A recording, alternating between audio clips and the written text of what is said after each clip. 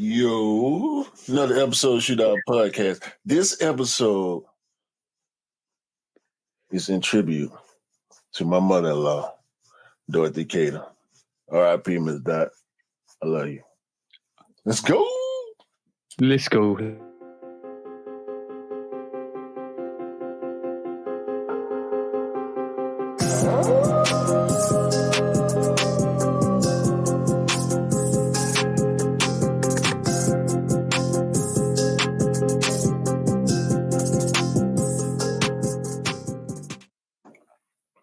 What is up, guys? Hope you're all doing well. Today it's episode 73 of the Shoe Dog Podcast. Back with my bro 808 Kicks ATL. What is up, bro? Sorry to hear the bad news. I think you told me about a week ago when it happened. I'm sorry. My prayers and thoughts are with you and your family, bro. Appreciate it. But the show always goes on like we do. We just kind of this is a distraction for this week. But before we carry on the episode, please do like, follow, subscribe, come and chat to us. Let's have a conversation. Go and chat to the bro 808 Kicks ATL on YouTube, Instagram, all the lovely channels that you love to scroll, and come and chat to me on Lovekickscustom on all the socials. We might hit 500 downloads on the audio streams, which is great. Yeah. Awesome. Thank you guys for support. We will keep carrying this on through the thick and thin of things. But we are always here to pick each other up, bro. And that's what we're doing today. Yes, sir. Yes, sir. That is awesome. Hope you're all doing well, guys. But before we get into the crux of stuff, and I know there's some other better tragedies that happened this week which we will discuss, but before we get in there, everybody in France, please do look after yourselves, because I know the situation in France is hostile at the moment. Please do, if you're out there, look after yourselves, and please do, obviously we don't bring politics onto this, but please do look after yourselves, guys. Make sure you're all keeping out of trouble and keeping out the streets at night, because it's getting very hostile out there. But on another subject, bro, what is the biggest size sneakers you reckon exist, or not exist? What's the biggest feet size in history? I cannot recall. I know Wemby is up there. I believe there was a guy from Argentina. I want to say he was in the high 20s or something like that. I can't remember exactly, but I think the biggest I've seen or heard about was like maybe 24 or 5 or something like that. Okay, so we know Shaq's 20. We know Shaq's 24. We know no. Shaq is 22. 22, sorry, 22. Yeah. I was getting confused with the other person I was talking about. We know this kid that Shaq's making shoes for now is size 26. Well, we know that. And the reason why I said 24 by accident was because I weighed in between the two. Now, bro, I'm going to show you something. Bro, the biggest shoe size ever was 37 AA, bro. 37 AA recorded in the Guinness Book of Records. And, bro, I just want to know what the AA stands for. Like, we're not talking about brassiere sizes here. We're talking about feet sizes. How can you have AA at the end of it? I have no idea what AA stand for. The tallest man wore US size 37 AA shoes, UK 36, approximately European size 75, equivalent to 47 centimeters, 18.5 inches long, bro. That's some big feet, bro. Shout out to the guy who recorded that. You need to make some special shoes there, bro. You need to have some proper special shoes to wear those. You're just shaking your head, bro. 37, bro. Yeah, but we're talking about a person. One of the guys I saw size 26, right? A size 26 is like bigger than my head. You're talking about another like 6 to 7 inches above my head. That's huge, bro. Bro. No, bro. Think about this. We both wear a size US 11. It would take 3.5 hour shoes to make one for that dude, bro. Yeah. That's huge, bro. That's literally 3.5. How long are these shoestrings, bro? you need a profession to make that. You definitely need a professional to make that sneaker. Like, you can't wear regular sneakers. You have to get that made. You have to get that made. Bro, And I don't know how you do. The story I heard about one of the people that have big size, I'm talking about 26 or 28, size 28, and it takes like same amount of money to actually get the sneakers to him. So if he's spending like £150, it's going to take another £150 to get the sneakers to him, bro. It's that expensive to get those size 26s across. So imagine you can't even walk into a shop and like kind of want to get the sneakers. So what do you think about that, bro? What do you think about having a ridiculous shoe size like that?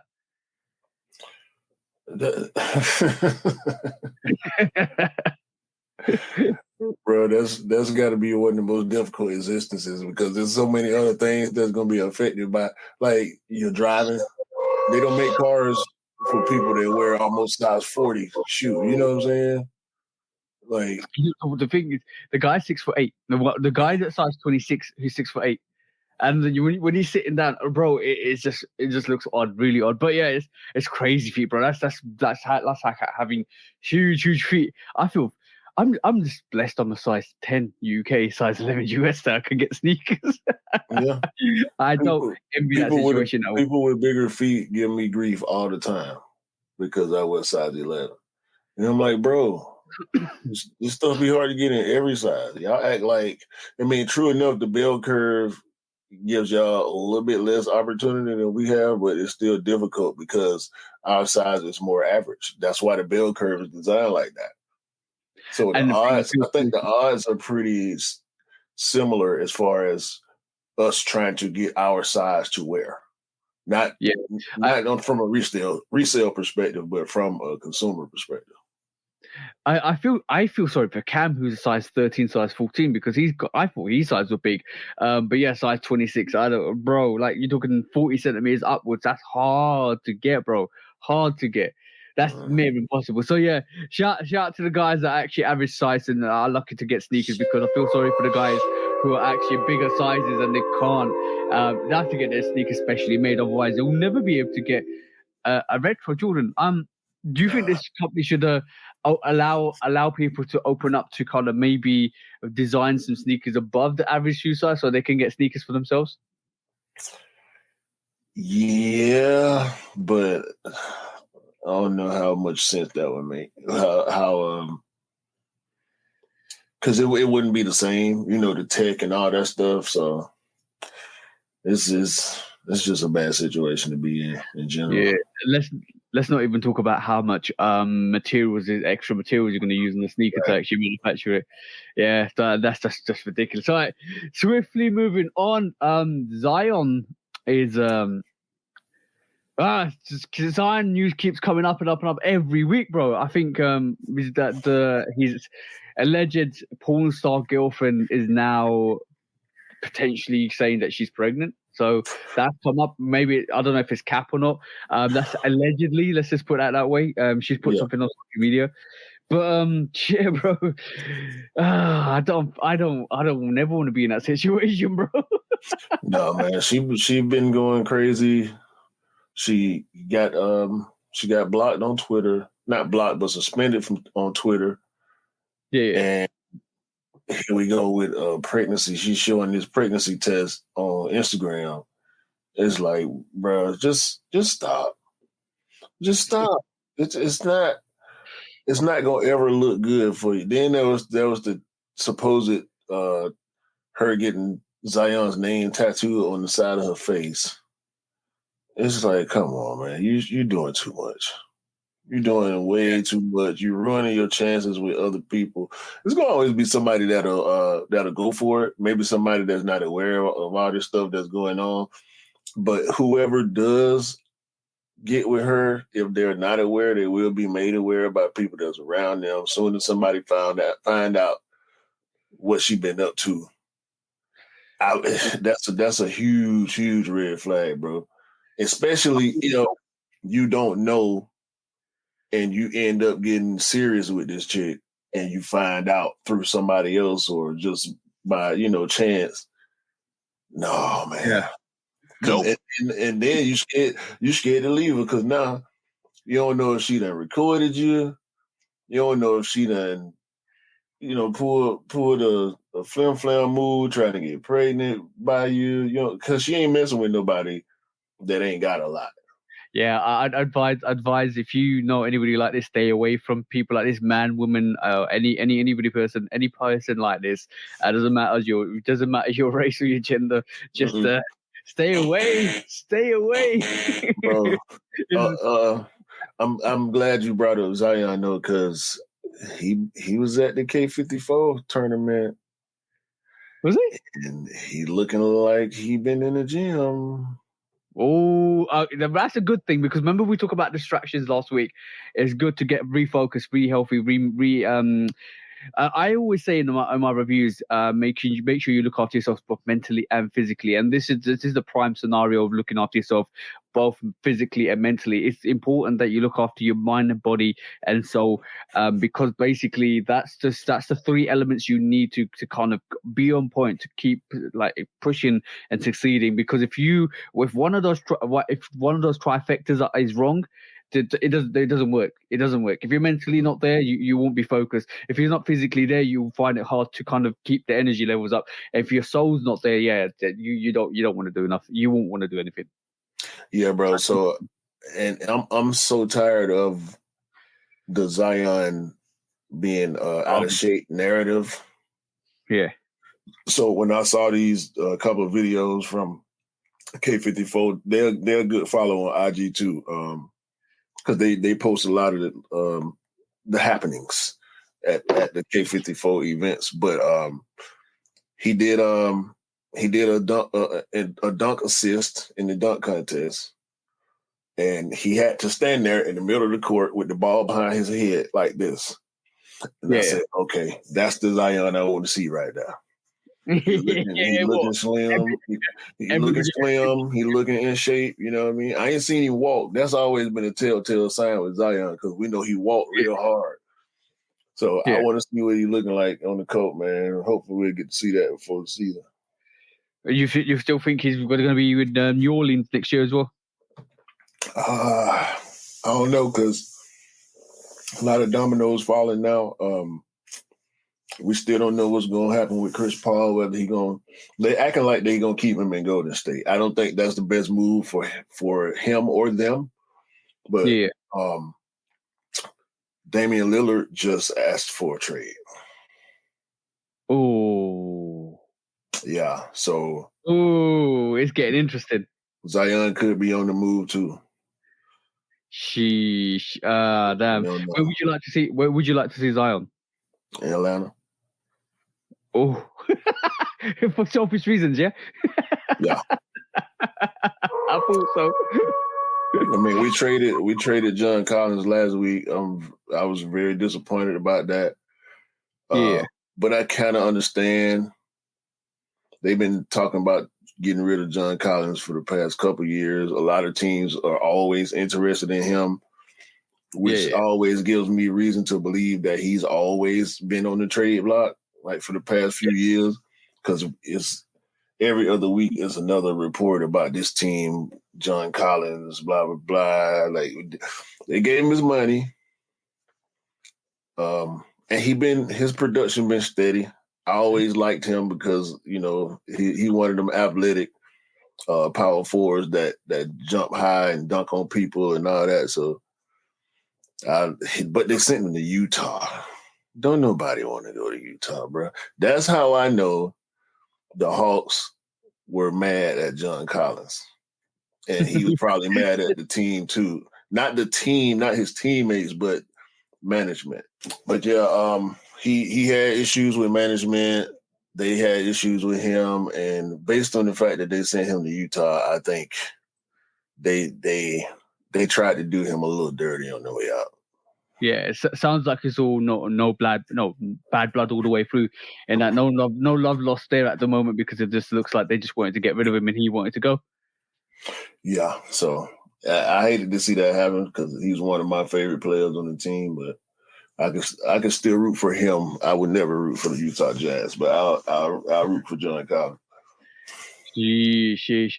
But just on the we talk about NBA, we're gonna talk about some football this week. It looks like a lot of activity. If you follow soccer or football, it looks like from the activity from that front in the preseason or in the off season is at the moment there's a lot of midfielders exchanging positions, exchanging teams. I mean, so you got a lot of interest. But bro, these players are going for like 100. Well, my team Liverpool just bought somebody for like 35 million, the Argentinian midfielder, which actually won the World Cup as part of the Messi team, and another Hungary player, which is going for like 70 million euros, which is 60 million pounds. But bro, some of these players are going for 105 million. That's crazy money. Like I can't believe over COVID, pre-COVID, Neymar and all of that stuff was good. I think Neymar is the one who broke that trend for the footballing world, where he was the first player to go. One of the first players to go for over 100 million. That's ridiculous, bro. Well, Neymar's the biggest player in the world outside of Messi, so I think he's probably the most popular worldwide. I tell you what, bro. I read something. Yeah, this is gonna shock you. You'll be like, "What the hell?" Because I heard Mbappe might be going, right? And if Mbappe is going, my team, Liverpool, apparently the rumor was they were ready to offer him 273 million, bro. 273? Yes, I read that and I chuckled. I was like, nope. That ain't happening. I don't know. Liverpool Football Club was not going to offer 273 million for Mbappe, but that was what somebody... You are fake news. Said, bro, and I was like, "Whoa, you can't be serious." If he does come to Liverpool, I think Liverpool will be challenging Man City for the title and the trebles. Unfortunately, what the situation with the Liverpool, last season, the season before this one that's happened, Liverpool were on to win every single trophy, just like what Man City did. I'm talking about every single one of them, right? And even the FA Cup, even I think we won the Carling Cup, even the FA Cup, the Champions League, the Premier League, all of it, bro. Every single one of them, the quadruple, rather than the triple, the quadruple. And like after that FA Cup lost, I think then we lost the Premier League and we lost the Champions League in the final to Real Madrid again. I was a bit disappointed, and we had the worst season after that, which was last year. So, bro, it's gonna be interesting. For soccer and football, it's going to be interesting this year. A lot of money's been spent. Arsenal are recruiting, Man City are recruiting, Chelsea are recruiting, United are doing something, and Liverpool are recruiting. And obviously, you can tell I'm a Liverpool fan. I'm just digging at Man United there, so you know. Oh no, man! 230. You said 237? Yeah, 237 million. That's already NBA money. That's like a 5-year NBA contract, but it's starting to approach baseball numbers too. NBA contracts getting real high too. Bro, I won't be surprised. I won't be surprised when we see the first 200 million player go. I won't be surprised when it happens, because I'm surprised that the inflation of players actually hit, like, for 4 years back 100 million. That's ridiculous, bro. Assess the players' ratings and the players' situation. What they end up doing is they end up basically analyzing how much profit they're going to bring to the actual board, and how much of that profit is going to accumulate from shirt sales, how much value that player brings to the company, and how much they offset the profit value to the player. And if even if it means, like, I'm going to be honest, some players from like Japan or South Korea are good, but they're not good enough to play in the teams they play in, but they're just there for commercial rights and commercial publicity for the club. right? Yeah. In those regions, and sometimes you get like a really good player that comes through, which is amazing. So it is, bro. We're saying spending 237 million might be an asset, might be a ridiculous money, but for the club, it might bring in every season like double the amount. Yeah, depending on how much more it makes the team profitable, but I mean. And plus, it adds to the team because if you start hitting Champions League, you start winning Champions League, you start winning tournaments. If you keep going forward, that's a hell of a value to the club that you need. Not only does it bring repertoire, it brings actually success as well. And that's what every club is after. And this is what Man City has just done last season. But yeah, it's crazy. That was a football segment and that was a basketball segment. We'll carry on. What do you think, bro? Yeah, that's interesting, bro. It seems like it's getting crazy in both sports. Yep. But we move swiftly on to our first quick strike. And this came through literally just now because shout out to the bro Scott Simpson who sent it to me recently just now. This was shown this week. The first look of the Amamanier Jordan 5 Black SB Special, which is probably based on the black metallic. Are you believing the pictures? Yes, because this is XC Sneaker. XC Sneaker has been on point as far as I think I started seeing that tag or started paying attention to that tag maybe 3-4 months ago, and it's been spot on all the time. Bro, look at the Alma Mater in the air bubble. Like, I don't think these UA companies paying that much attention. We've seen fake ones already, and we kept calling out the same things. We called out the suede quality, what would appear to be bad quality suede. We know that we ain't finna get that. We called out the color of the outsole. We called out the color of the netting and the lace lock. But the main thing that we called out was not being able to see that A on the tongue, and now we got it. We also got the A on the outsole. I believe this a whole hell of a lot more than anything that we saw prior to this outside of the picture of James Whitner wearing the shoe.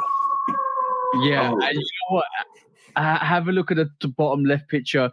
And if you guys are watching this, if you guys are listening to this, go and check out Z Sneakerhead's post. Basically, it showcases the Amamanier Jordan 5. And look at the bottom left picture without the pods, bro. It's basically looks like the Jordan 5 off. Like the Khalids, like the Off-Whites. It looks like a lot of the new collaborations are taking away some of the aesthetics or the bulkiness from the top ankle of that sneaker, which I do like myself. I do prefer the retro style, but I can understand the slimline style because this is right up a cute E Street because he loves the slimline Khalids because they're slimline. But this ain't for E. This for me. Yeah, I know that, bro. What do you reckon? What do you reckon on that? I'm with it. You with it? Also, if you notice the collar, the way the collar is constructed, is just like the 4s. Oh yeah, I see. Yeah, I'm with it. It's different. It looks a whole lot different than a regular Jordan 5. So, yeah, the Alma Mater, the words Alma Mater on the air bubble. I mean, the netting. I don't know what to say about that netting. Like, what's going on there? Like, it doesn't look like conventional netting. That's all I'm gonna say. But bro. Big cap, right? Because remember all the fakes that we saw. Not the fake. Remember all the pictures that we saw before this version came out, right? Mm-hmm. Didn't they have bulky ankle pods that we like the retro, the black metallic? Yeah, exactly, bro. If this is the official picture and this is what we're gonna get, everybody that brought Amamanier 5s of the UAs, you better be sending them back. That's all I'm saying. Nope. You better be sending them back because they're not the right ones, and you're gonna look sus out in these streets, bro. That's all I'm saying. I like this. I do like this. I like the fact that they bring in that whole Off-White and Khaled vibe to the Jordan 5, a bit more. It kind of the aesthetics of the sneaker help a lot of people wear it, and that's what I'm gonna say. But I like the retro shape anyway, because the retro shape is a retro shape, bro. That's not Michael Jordan, bro. You see what I'm saying? Yeah, and I'm cool with the changes because it differentiates it from the black metallic. Yeah, 100%. I like it. I can't wait to see the white pair now. I want to see what the white pair looks like. You reckon it's gonna look gray or white? It looks great, bro. It might look like the Bel Air 5s. Yeah, or it might be sale. Whatever it is, bro, just bring it. That's all I'm saying. With this sneaker is absolutely perfection. I love this. I can't wait to see this. I can't wait to kind of see the other variation to the sneaker. But this is absolutely dope, bro. 100%, bro. Right, next quick strike as we swiftly move on. Bro, do you know Adidas launch, or basically Adidas Exhibit Select has now got a premium women's basketball performance sneaker built specifically for ladies or for women. Have you seen this, bro? Yeah, I saw that. What do you reckon? I like the red and white version. So you gonna let them get away with this? What do you mean let them get away with this? What do you mean? Bro, look at that shoe. Yeah? It's the Jordan 36. That's a good spot. I mean, if you look at that, so look at the Jordan 36 also. Yeah. I see what you mean now. The shape, it almost kind of looked like Iverson's a little bit too. The first Iverson. Yeah. I see what you mean. Sheesh, but let's have a look at the depth of it. But I kind of understand why. Well, obviously, the professional female basketball players perform differently to the male guys, the alternative male versions. But like it looks like that they've actually dedicated a whole range of sneakers to female athletes, or their female athletes. It's pandering. You reckon? Women have been wearing men's shoes and men been wearing women's shoes forever. Women basketball players get women's size shoes. It's still a basketball shoe. I think this is pandering to try to drive sales to more women. A lot of people in the NBA wear Adidas basketball shoes. I'm just not. I'm not going for the whole design specially for women. I don't know what that means. Yeah, I mean, the shoes been being designed for women forever. They call women's shoes. Yeah, but the thing is, apparently, I'm just going to read the schematics. So the Exhibit Select was designed for better fit for the female foot with a soft neoprene booty upper and a bounce cushion system that sits low to the ground for stability. The new sneaker represents Adidas' commitment to push women's gains forward and leave it with a better place in the next generation for young hoopers. So, bro, men don't need that stuff in their shoes. I'm gonna kind of dissect that into two bits. Number one, I think you're right. I think you're right and right at the same time. I'm not going to say wrong. I think you're right at the same time because there definitely is pandering to the female division of basketball to actually enhance it, because I think they're trying to give it momentum, which is great, which I think we should be seeing anyway.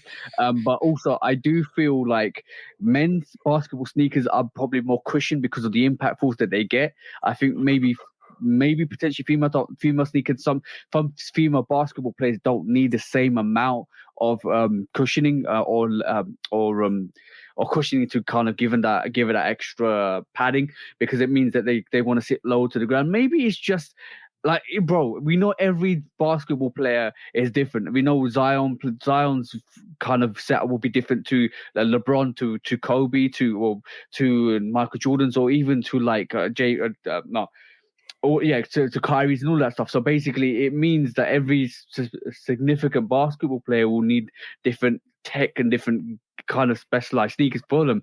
Maybe the female basketball players aren't getting that at the moment, and this is one of the moves for that. I just think this is such cap, bro, because they talking about neoprene upper. Nike been doing that forever. You ever heard of a shoe called Huarache? Jordan 7, Jordan 6, Jordan 8. Like, what y'all talking about? That ain't nothing new. Women been hooping in Jordans forever. Also, they talking about bounce cushioning. Ain't that what Adidas basketball shoes get? Instead of boost, they get bounce. Yeah, it's the same tech. The new Jerry Lorenzen shoe is what? Neoprene. Yeah.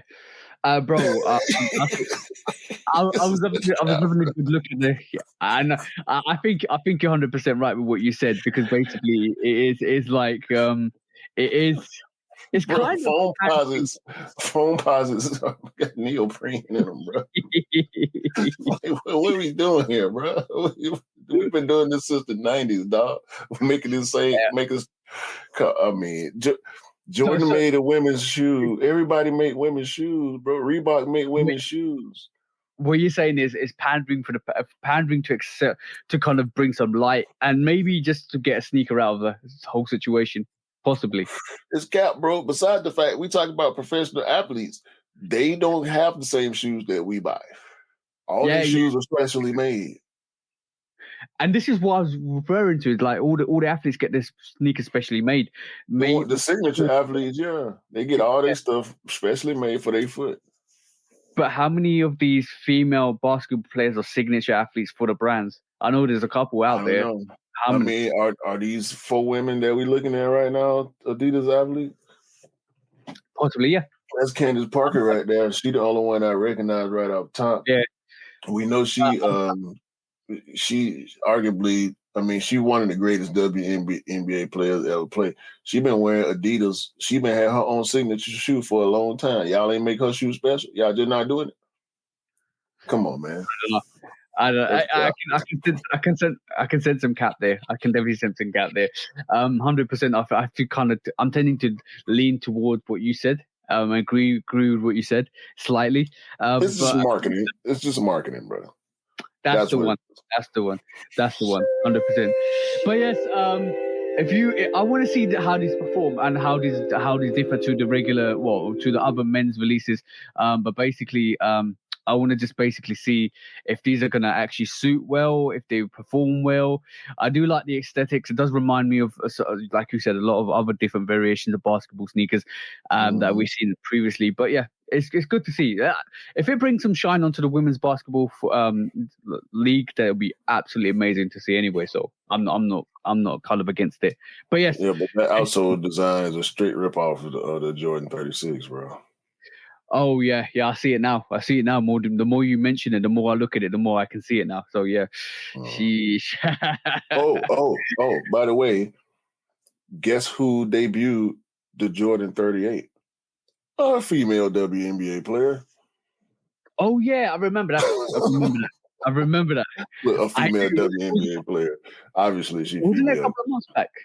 Yeah, a couple of months back. Yeah, I saw that. That was actually dope. That was actually dope. But yes, Q saying Adidas is looking a bit sus at the moment, bro. This is low hanging fruit right here for me.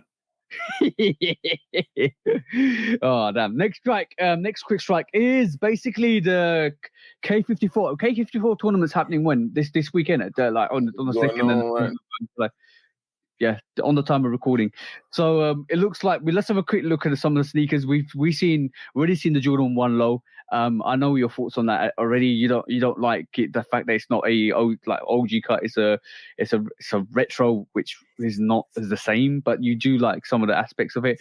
We did see the Jordan 2. We talked about this as well, didn't we? Yeah, that's the one from this collection for me. Yeah. That's the one. I do like that tag right at the top of the sneaker on the lateral side. That's dope. This is the Jordan Luka 2. Is that the Luca? I guess it is. Yeah, is Is that it? the Luca, bro? It looks like it. Well, this is what it says. Yeah, it is. It sure Yeah. is. I don't like it as much as I did last week. No. Ooh. And the Air Jordan 38. Is that the 38? No, is that the 38? Yeah, Yeah. 38. Yeah. Uh, I do like it. What's your best variation from that? the 2. The 2. Still the 2. I do like the 38. The 38 looks a bit different. Yeah, that's clean. You can't really tell it's related to K54 unless you're looking at them patterns. Yeah. You I can't see tell what you from the colorway, but I like that. I like the Lucas. Still, just I don't think I like them as much as I did last time we looked at them. Yeah, I do like, to be honest, I do like the ones and the 2s better than the other variations, but I think I still have to agree with you. The twos are probably the hardest hitting at the moment. Yeah, for me, that's just the 2. Then probably the 1, this 38, and then the Luca. I didn't know this 38 was out there. I know. Next quick strike is we're talking about Zion. We're looking at Zion. It's 3rd signature for his range, and it looks like it's a bit. Does it look Tatumish to you a bit? No, it looked Kobish to me. I'm looking at that midsole. That little aspect of that midsole looks a bit Jason Tatum's. Well, I think that's the kind of the same thing. The same thing they did with started with the 34, 35, 36 with the Eclipse plate. Yeah. But that may be why that's like that. Yeah, but I like this. I like this. This is proper clean. Proper clean. Yeah, that's it. It reminds me of a Jumpman, one of the older Jumpmans. I can't remember which one it is now. That red one, nice, black and red one. Yeah, the Sanctuary. Yeah. Yeah, the Sanctuary. I like the multicolored tone that goes from like a teal back into yellow, orange, and into that pinkish red. I like that. That's dope. Actually, that's actually dope. I want to see the outsole today as well. It looks dope.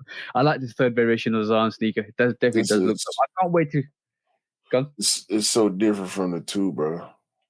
Yeah, very different. It looks like what they did with the Zion 1, and they used the Zion 1 to adapt the Zion 2. They made the Zion 2 way more retro, way more like 1985-ish, and now they brought it back into the 21st century, which is giving you a variation that looks like a Kobe Protro, but it looks way different to the first 2 variations, which I think is dope anyway. But like this is a dope to the point where I can't wait to see the voodoo version of this now. Yeah, because we know it's coming. We know it's coming. We know it's coming. We saw Zion 1s, it was Bayou Boys. Bayou Boys, Zion exactly. I like 2 that. was Voodoo, so Voodoo, yeah. We got to see how they're gonna play it this time. What they gonna call it? Maybe they should run the Voodoo back and just do a different colorway or something. But they could call it the. I don't know what's. It will have to be something Louisiana related. I ain't coaching enough with Louisiana to be able to just give it a name based on this on the state or the city of New Orleans. But maybe the Shangos. Maybe, you never know. I mean, that's kind of voodoo. So yeah, they can do that. It makes sense to spin off from it. Yeah. Exactly. I would like to see what happens with this, because it's going to be dope to see that variation. We saw it. Not only did we see it with the Zion 2, we also saw it with the Jordan 1 Voodoo Low, and that sneaker was like synonymously like within the sneaker culture. It was so popular, even for being what it was, and the way it kind of brought the material block into that sneaker was so dope. It's so good to see. I can't wait to see this one. We know with the Bayou Boys and we know with the Voodoos, they still use some of the elements of the culture of New Orleans in it, and also some of that hemp material in it. Whether they can execute on this Zion 3, which is going to be quite interesting to see, because how are you going to manipulate that prime knit upper or that neoprene upper, potentially could be both, into like a more of a hemp material? Are you going to use a print, or are you just going to use the material? I want to see how that works. Bro, I was just thinking about how excited I was to see Zion's first shoe and how underwhelming it was for me to get excited about the second one when we saw the Voodoo on the podcast. And I said the first time I saw it, oh yeah, I'm getting that. And we both end up getting them. To now it's like, okay, I wasn't even thinking about. Of course, all the other controversy took away from, things we should have been thinking about when we talk about Zion. But I ain't thought about Zion 3 shoe at all, bro. This is taking you pulling this up right now took me completely off guard. I'm gonna say this: the fresh print, all white. The print on that I do like a lot, and it kind of reminds me of the cloth print that we normally get. Yeah, I like that. They need to give Zion a 5. Oh, bro. This reminds me of I got that Jumpman shoe or did I give it away? It's a straight up basketball shoe. It's one of the best feeling Jordans I ever put on my feet. It's a 100% basketball shoe. Oh man, what Jordan Flight. It reminds me of you remember the Jordan Future? Oh yeah. I remember the Jordan Future. It's another shoe like that's a lower tier of the Jordan Future. It reminds me of these Zion 3s. Oh, okay, cool. Got you. Bro, let's just see what happens with the range. I want to see. I'm not no cap. I like all 4 of these. All 4 of these are great. By the way, I heard this week. I think this is big cap. I totally think this is big cap. And on that, I'm gonna basically say you are fake news. Somebody out there put out a statement. I think it's either somebody Nice Kicks or one of the big maybe not Complex, but Nice Kicks or something like that said this week.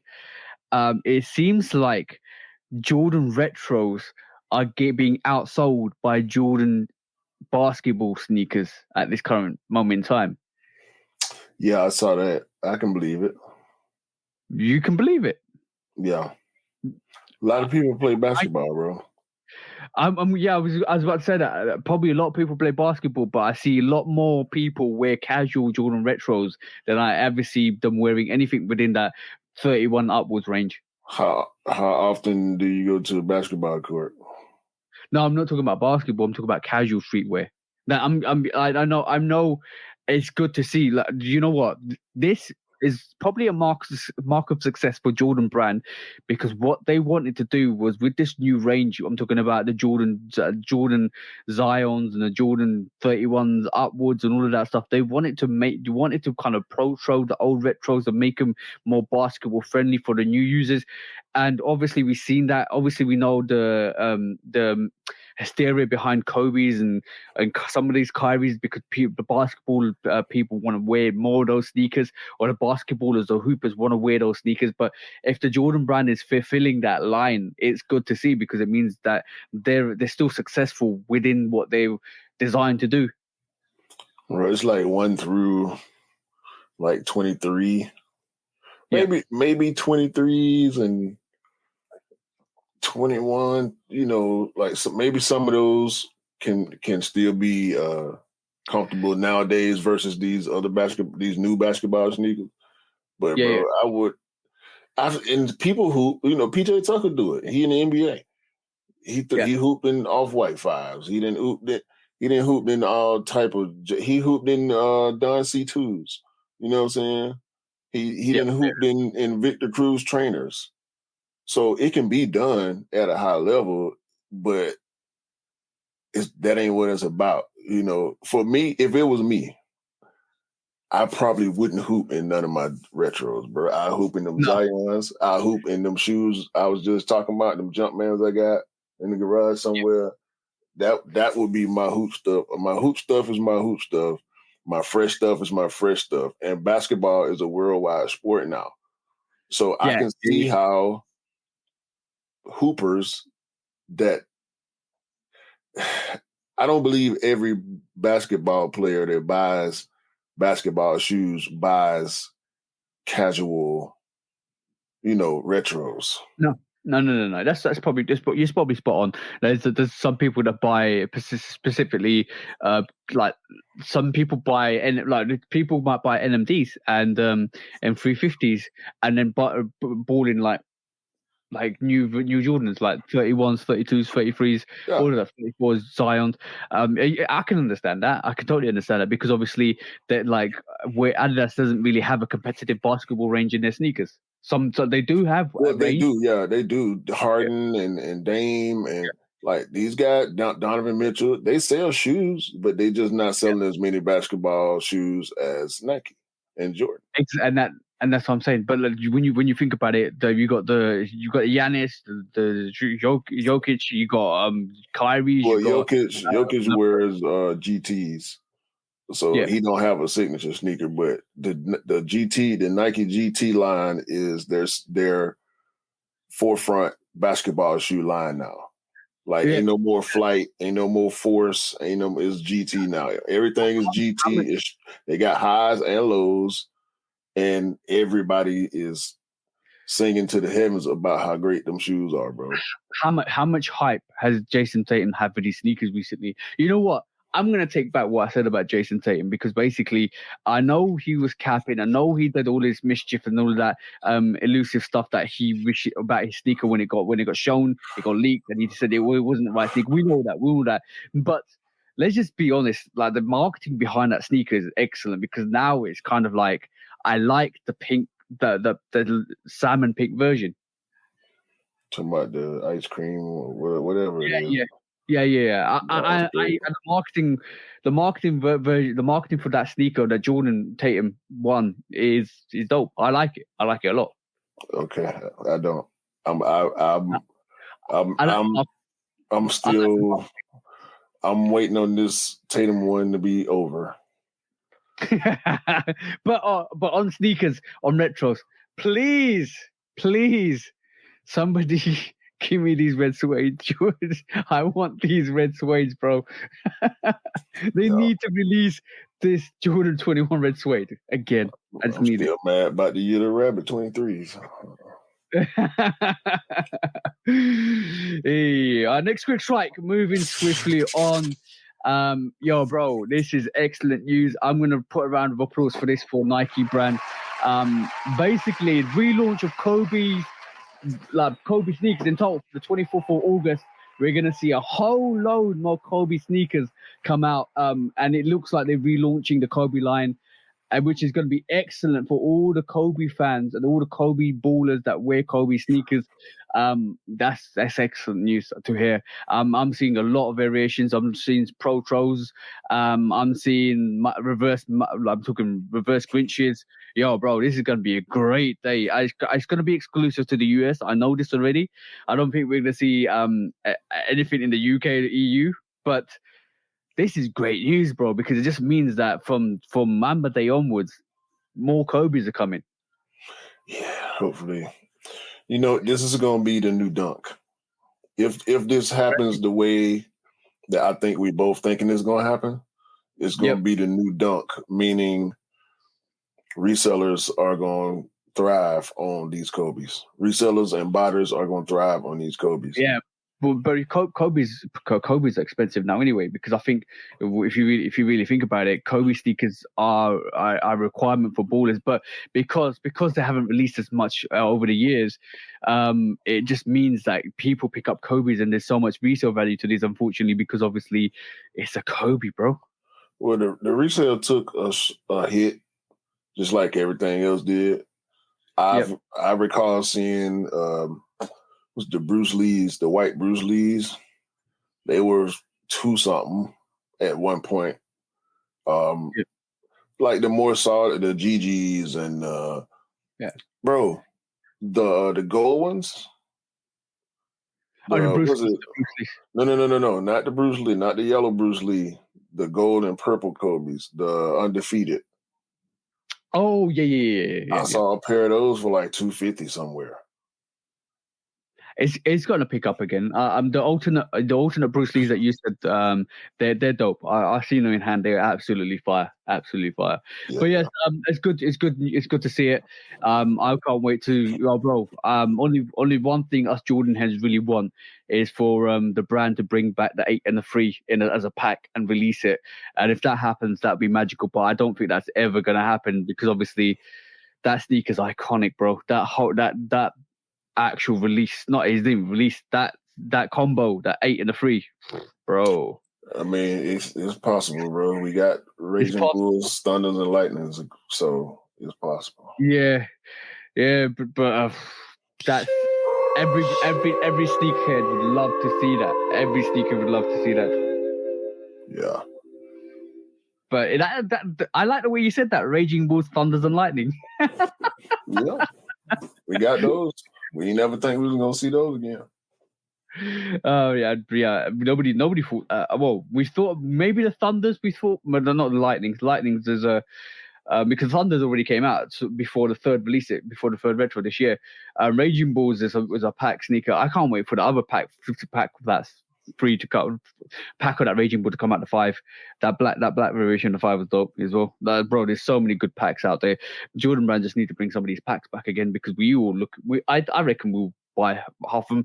I think currently what we're doing is what Jordan Brand are doing is releasing packs individually, which is nice because you get the sneaker, you can get individually the sneaker you want, but it's good to see a nice pack though.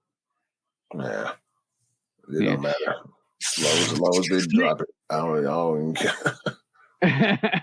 That's true. But yeah, bro. Talking about obviously paying respects to your mother-in-law and today, and also pay some respects to the born and raised owner who passed away this week as well. Because it looks like obviously I think there was a car crash that happened? Spanter was in a car accident on the 25th of June. He passed away at 7:56 a.m. local time, 28th of June, in Albuquerque in New Mexico. So shout out goes to shout out and praise go to the family because that's tragic to hear. We're gonna take this further into court later, but it looks like the born and raised sneaker, which is I thought was a dope release, which was coming out. I don't think it's gonna. Well, it's been suspended currently, but I'll be quite interested to see if that actually does come out over time, because as soon as that news came through, the price on these doubled. And by the way, shout out to StockX as well, because they cancelled all the sales of these sneakers. Yeah, I mean, they already in stores, so the release is going to happen. Nike just hit the pause button on it out of respect for his family, and I'm pretty sure, his employees and his team, they need time because he was probably very hands-on. I don't know much about him. I have heard about him and seen him before. But yeah, he seemed like most of these boutiques that get these collabs have very hands-on owners and operators. You know what I'm saying? Yeah. Like they do the ad work themselves. They're in the promos most of the time themselves. So we've seen it with Union, we've seen it with Amma Manier, we've seen it with Raise. Yeah, so it's good to see, because I love it's the authenticism that comes with the actual release when the owners get involved. They're all up there, they know what's happening. I love that because it kind of brings it. But so same situation with Virgil, same situation with Kobe, same situation with Banto. Basically, as soon as they pass away, unfortunately, the resale of the sneakers goes double. Profiteering happens, but we'll cover that in a bit. But yes, so our prayers and thoughts go to the family. Shout out to their whole family, everybody over there, born and raised. Sorry for y'all loss, man. Yeah, exactly, bro. It's important that we reflect and keep living our best life. Otherwise, you never know what's going to happen tomorrow. That's the main thing I'll say to you guys. But quickly moving on, quick strike number whatever it is, bro. I'll let this simmer for a little while. I'll let this sit here and marinate this story. The Mischief. By the way, I didn't realize this was a Louis Vuitton collaboration with Mischief.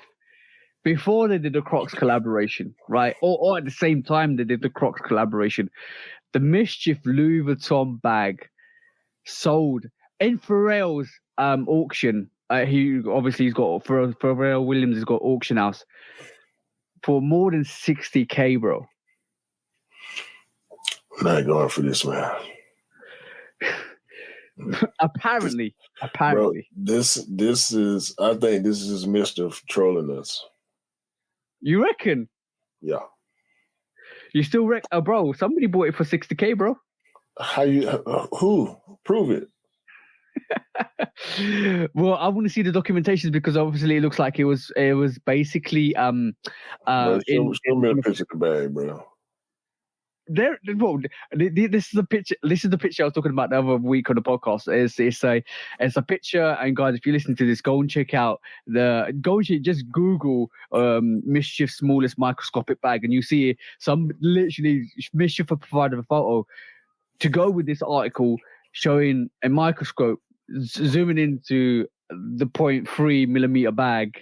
Is it 0.3 millimeters? I think it 0.03 inches wide bag. Yes. Let's count, bro. I'm not letting Mister do this to me.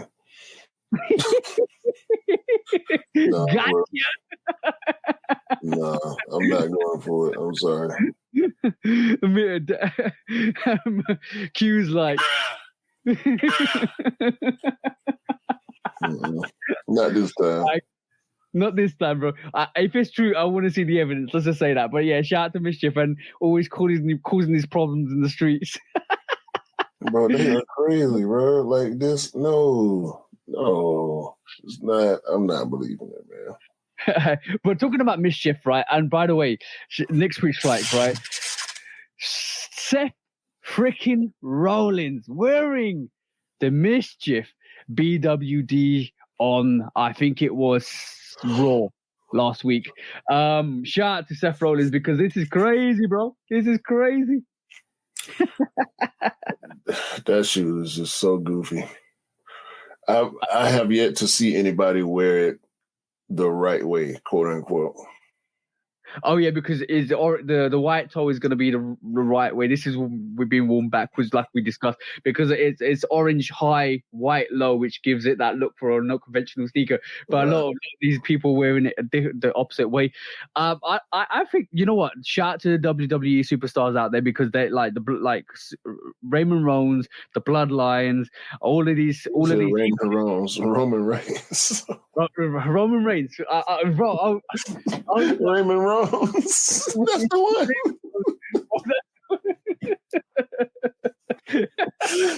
That's the one. Raymond Reigns. Oh my God. That was a good one. I was watching Money in the Bank yesterday, and I'm fully back into watching wrestling again. I know it's fake. I know it's art. I know it's theater. I love the storylines. It's got me hooked. And Roman Reigns and the Bloodline story is absolutely dope. But yeah, these superstars are definitely, and even the AEW superstars are definitely wearing these Jordans and or as a form of showcasing these sneakers, which is dope. I love it.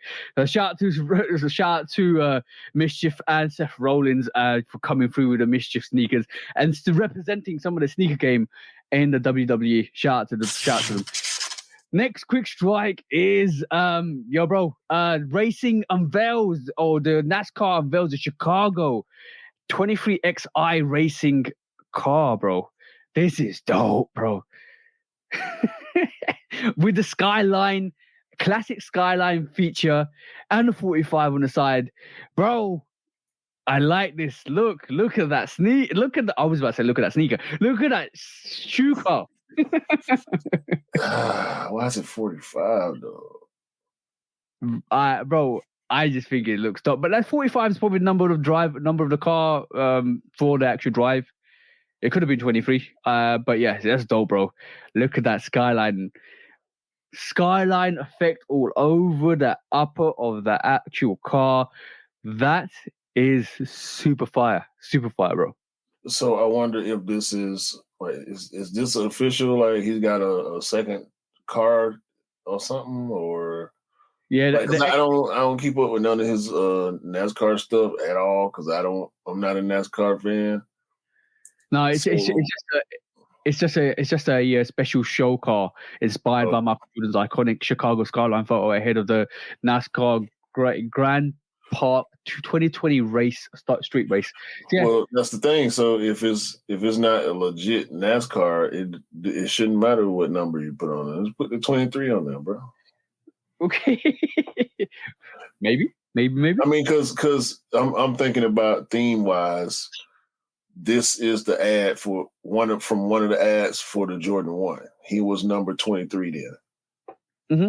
See what I'm saying? Like if they designed it after a 10, then give him 45. If it was a Concorde car or a Bread 11 car, 45. Yeah.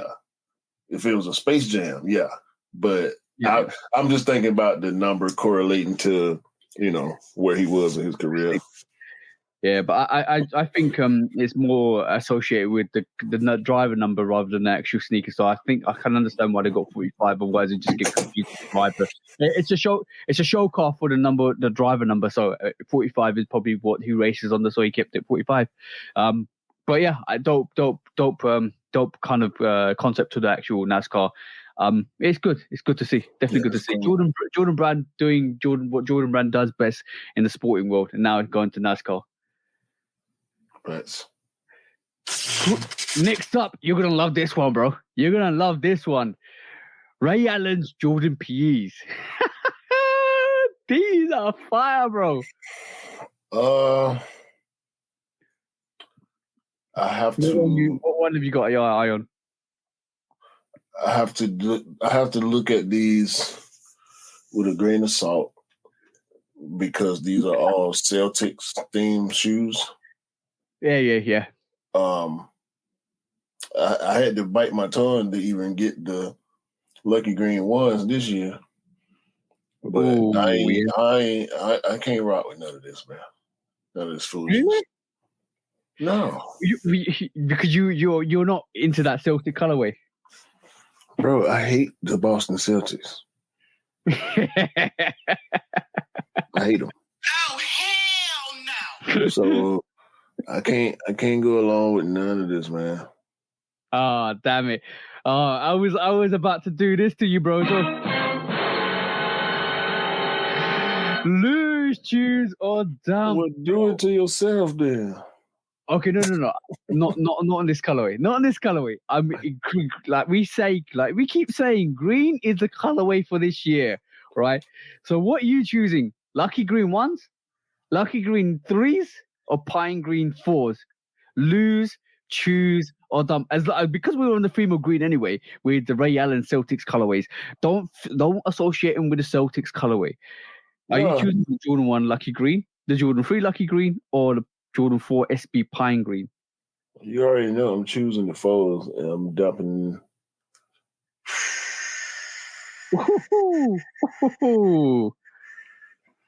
I will dump the hard choice. Oh, damn. I thought you was going to dump the 3s. No, I like them 3s better. It's pretty much a green UNC. Yeah. So I do like them 3s. I like the 3s a little more than I like the 1s. I just wasn't gonna go for the 3s for some reason. Yeah, I totally. Or they didn't do it in your size anyway, did they? They did. Did they? Oh, okay, damn. I saw women's 12.5 at a couple of places. I think. I could be mistaken though, but probably thinking about one of the other women because they've been doing a lot of extended sizes this year. Yeah. I have to agree with you. I think the Pine Green 4 is going to be my choose. I would lose the 3s and I'll dump the 1s. I think my choice is exactly the same as your choice because I feel the 3s, like even though it's a women's exclusive, I had to get that because that's a dope colorway. That is so dope. That 3, Yeah, absolutely and dope. people coveting that shoe too because you don't see it. I don't think I've seen that shoe outside yet. No. I know I've got it. I know I'm gonna rock it, but people are sleeping on that 3, bro. People are sleeping on that. I mean, people that got it ain't wearing it though. I ain't seen it yet. Yeah, outside. no. I think they're just saving it for a nice sunny next year. No, that's what you doing. That's what I'm doing. That's what I'm doing. We know where you get down. Summertime. It's already summertime. I know. Next quick strike. This time, Another one. because I just pressed the wrong button. Because it looks like let me just quickly share this and let me quickly share what my next story was because I accidentally got rid of it. Yes, DJ Khaled has his own golf tournament. Now, before we get into the crux of the story, Khaled's next collaboration is a golf sneaker, bro. Unfortunately, Okay. I reckon. Hey man, I don't care. I got 5s coming up. Yeah, damn, but like, yeah, look, but shout out to DJ Khaled. Like he's still that marketing genius. Like he's playing golf more and more. He's getting some more. He's got his own golf tournament because I think the funds are going back to the We the Best Foundations, which is basically endeavors to help education, arts, and more. And obviously, this golf tournament's happening in Miami on the 20th of July. I think I like this. I like this a lot. It's good to see. I know a lot of people don't like DJ Khaled, but he does things with the narrative to promote what he's doing, and it's good to see. And some of the stuff is for collaboration work. And a lot of people probably think he's a show off, but I still like him. Yeah, I mean he all right.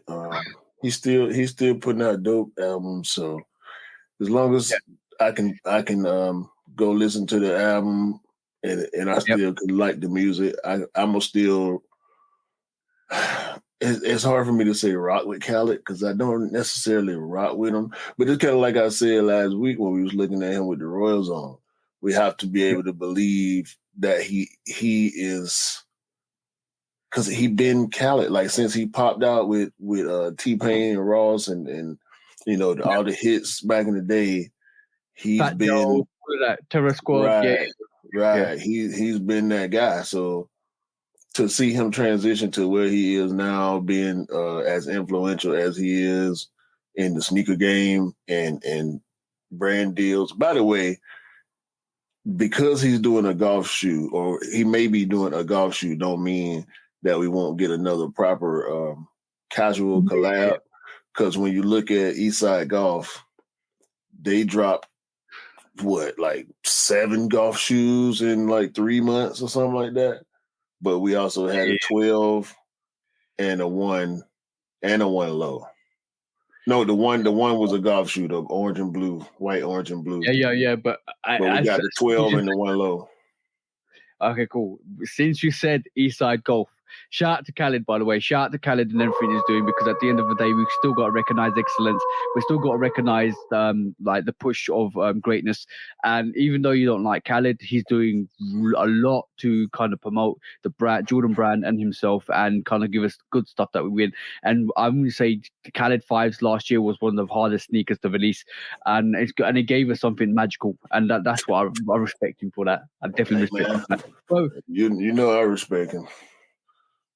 Yeah. As long as I bought the pop because he wearing the 3s, the We the Best 3s. There's another version where he's wearing the blue We the Best 3s. Yeah. I'm gonna eventually get that version also. But like I say, man, I can't. He irritating, but I don't hate him or nothing. You know, he just a little abrasive sometimes. A little. abrasiveness breaks the car motion to create the waves, and the waves create progress for the boats that we're on. So that's the most important thing. Now, next up, bro, because you said Eastside Golf. Yo, bro. These high one Eastside Golf Jordan 1s. Yo, bro. It's a golf shoe, though. Color. I know, but green is the color for this year, bro. Yeah, but I hear a lot of people say they wear golf shoes outside like it's all good. I don't want to find out that bad, man. Nah, but I do like this. I do love, bro. The gold wings logo on this actually makes it way doper. The signature on the swoosh, change 1961, change your one lateral back panel, 61 on the other lateral back panel. The bro, you can tell it's a Golf 1 because obviously the it's more studded out. The outsole is more studded, but bro, these are hard. It doesn't even look like a high. It looks like a in between the mid and the high. Yeah. But these are hard, bro. I'm not even joking. They need to release this. Oh, by the way, there might be some hope that they actually do release another variation of this Jordan 1, almost red colorway looking sneaker, because bro, they just done the Bordeaux COJP Jordan Golf sneaker. What? I saw this week just gone. They released. Well, remember the COJP Bordeaux we saw? Was it last year? It was last year. And with the silver swoosh, the Bordeaux colorway on the overlays, white underlays, the Bordeaux Hold on. Stop calling that shoe a COJP. The COJP wannabe. Let's just say, I want to be a COJP, but they kind of released they released a variation. I'm gonna call it, bro. I'm gonna call it the COJP because it looks so like it wants to be a COJP. I know it's not COJP. I know you corrected me and you're right with that. But okay, let's just call it. I want to be one day grow up to be a COJP Bordeaux 1, right? That version, right? They released it as a golf sneaker, bro. They released it as a golf sneaker just a couple of weeks back.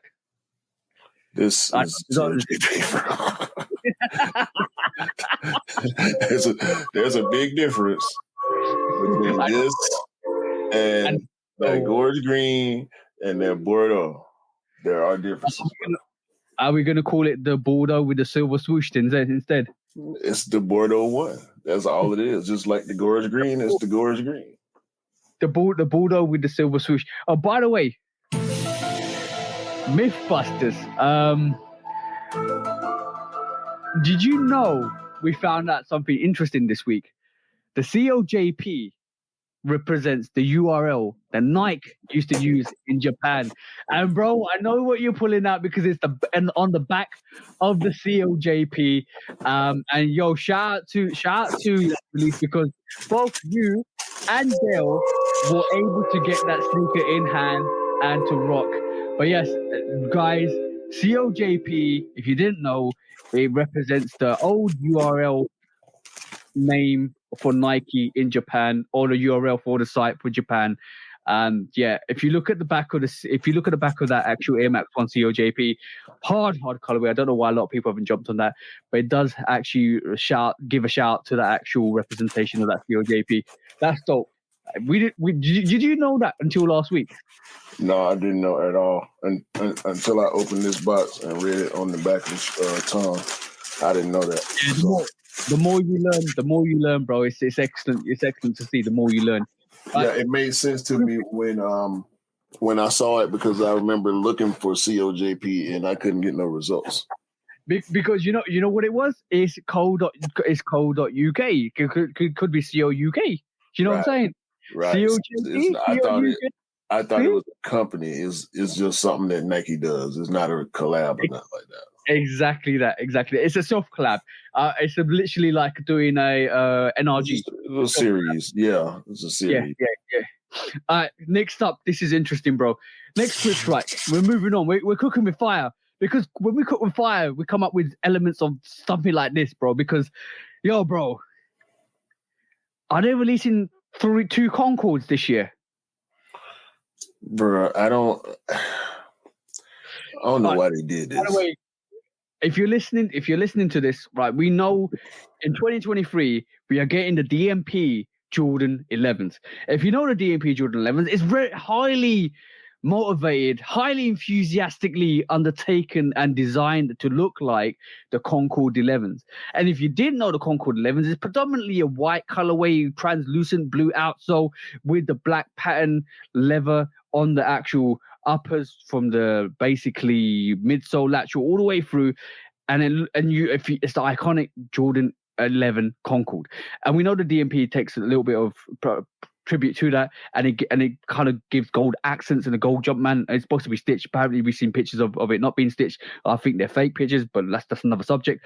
But now we're getting a Neapolitan Jordan 11 as well this year, which rather than having a translucent outsole, it's got a creamy peach outsole, which brings back obviously the Neapolitan ice cream, the Neapolitan vibe, the pinkish that we see with the Neapolitan 3, back onto the Jordan 11. So the question is, now we have 3 variations of the Concord 11 now, bro. I wouldn't call it a Concord. No, I'm not calling it a Concord. Well, you just said we got 3 variations. Bro, potentially, right? If once that pink wears away or kind of goes away or gets dirty and it goes it's gonna yellow out. Yeah, it's gonna turn gold, like a golden. But bro, I was never with this. I was in every version of the mock-up that we saw, and we ended up seeing this version of the mock-up the most. Once the news, became more solid, but this patent leather, I can see where it's trying to be brown, but it's way too dark. It's way too dark to be brown. It looks more like black. I would have, what I would have preferred. This is gonna be a women's exclusive release, right? You know this. No extended sizes. I know. No extended sizes. Wouldn't it have been a doper sneaker if all the upper meshing and all the midsole was the same color as the outsole, and the outsole was translucent? Yeah. I think that would have been a harder sneaker. I think that they messed. I think they messed it up because it's too close to DMP for this. Like I think they might have been going for that though. I think that's what they was trying to do. I don't think it's the best. I don't think it's the best strategy to do that. No. I might be wrong, but I think you're not wrong. You're not wrong. That's not the best strategy to do. No, I do believe the female sneakerheads or the women's smaller feet gang will go for this sneaker. No, and they going for DMPs. You reckon? Bro, we still getting midnight navies popping up every day. And if that's the case, then the Neapolitan 11 is not going to do nothing. No, it's not. I don't think it is. Bro, who wants this? Who asked for this? I don't know. I do not know, bro. That you could have utilized more of that light pink, salmon pink, peach pink all over that sneaker. You could have had like all of it predominantly pink with some hints of brown outsole, brown Jumpman at the back. Bro, it could have been so much more doper. Like I've forgot like 4 concepts in my head to make that sneaker even doper than it is. They better give a pair to Raman Rones or something and see if he can help. Raymond Rose. This ain't gonna work, bro. This is not gonna work. Nah, I don't like it at all. But yes, bro. It is what it is. Jordan Brand obviously know what they're doing. You like to hope to think they know what they're doing, but I like it. I like it to a point where I think if they released it next year, it would have done really well. But bro, the brown ain't brown enough, and the pink ain't pink enough. Yeah. Bro, that doesn't look right from the back. It doesn't look right at all. And white guts. Come on, bro. That's nasty. I can make this sneaker look twice as better than it is at this moment in time. Nasty, bro. They should have just did it all pink. That's with what I'm with the white bro. bottom. Yeah, all pink patent leather, pink uppers, white laces, white midsole, ice blue bottom. That's a hit. And then a Jumpman at the back, if you want to make it a little bit Neapolitan, is actually color the 23 brown and color the Jumpman brown. That's done. You're done. You walk away from it. Simple, simplistic, simple, different, unique, absolutely dope, absolutely fire. People would have gravitated to that. Yeah, women would have. Yeah. I hate to see it, bro. I hate to see it. And we ain't got to talk about it no more. Yeah. Next quick strike. It's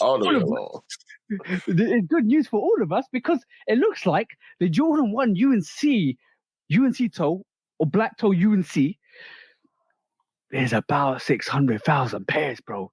We got a taxi situation, bro. It might not be a taxi situation. It might be a situation where these are more easily, readily available because it looks like even the resellers are talking about this sneaker being a flop at this moment in time, and we're about a month out, or just about 20 days out. And all I'm going to say is this is going to be a good release for the people that want it because this is a good release for the people that want it. 600,000 pairs, bro. 600,000 pairs. That's a lot of pairs. Yeah. I'm so glad they didn't give us what the UNC players got. Yeah. I'm glad they got the white toe. Because I mean, this I don't want to go through the whole spiel again. We just did that last week about this. But yeah, bro, it's not looking like they're gonna fly like they should. And they look. I mean, every time I see this shoe, bro, I can't help but feel like, oh, that's gonna sell out soon. It's already sold out. The back door then cleared out. All the raffles gonna get ain't gonna be no chance to walk in the store and see these in hand. You're gonna have to hit on a raffle or hit your local reseller. And now it's looking more likely it's going to sit because basically even the resellers are looking at this from the side eye and they're thinking, oh damn, I want to kind of stay away from this because this ain't gonna have any resale to this because it looks like, yo bro, it looks like there's gonna be plenty of pairs going around for these UNCs. I hope so. I hope so. So anybody that wants that sneaker, anybody that will be going for that sneaker, put your raffles in. I think this might be an easier cop.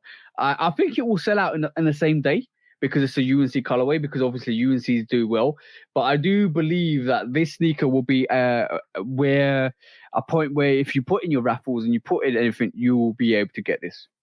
Yeah, it would depend on where you are, but you should be able to hit somewhere. It's based on what it's looking like, the way people talk. Next quick strike is we finally see official pictures, bro, of the Fair 3 that we all expecting to see sometime in full time. What you reckon, bro? What do you reckon? I told you I ain't never liked the Fair 3s. Oh yeah. I remember that. You remember you saying that. I'm actually looking forward to this Fair 3s. I think there's a bit of differences between the original Fair 3s and this Fair 3, but I'm well down for getting a pair of these. These are absolutely dope. Love them. Did they always have the gradient on the midsole? I think so. Yeah, I think so. Yeah, what? I ain't never. No, I ain't never noticed it because I don't. I mean, I've seen the shoe plenty of times, but I just don't pay that much attention because it's not something I'm interested in. Yeah, I think Cam's going to be a bit upset because he doesn't want to see the Fair 3 come out because he's already got a Fair 3. But I'm going to share this with you now just to showcase this because it does look like the original variation did have a gradient going through. Yeah, so it's similar. It's kind of similar but different at the same time. Obviously, every release is different when it comes to sneakers. I want to see the official pictures, but this is a first look of the actual Fair 3. But this is definitely one sneaker I'm looking to pick up this year when it comes out. There's something about a grey colorway or a dark grey colorway or a shadowy colorway I love on sneakers. But moving on quickly to the last quick strike for today, Yo, bro, Clot, what the Clots dunks, bro. This is hard. I mean, what you want me to say about this? Dope. I mean, I really don't know what you want me to say. If you don't know, this takes inspirations from all the clots releases in the Jordan brand. We're talking about 13, the one mid. We're talking about all the clot or Air Force. I think some Air Force Ones on there as well.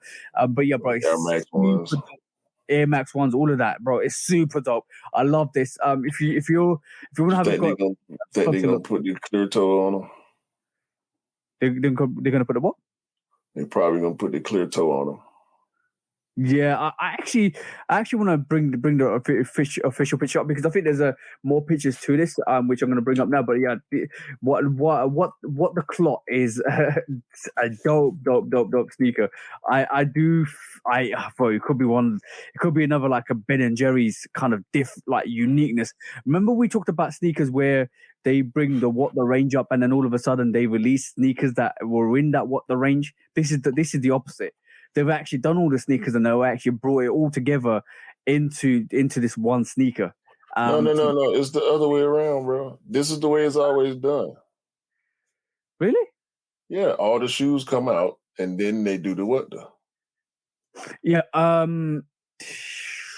No, but I understand that, but we've been talking about Jordan 5, what the sneaker, and we know all the sneakers already came out, but we're expecting okay, you're saying re-releases, okay.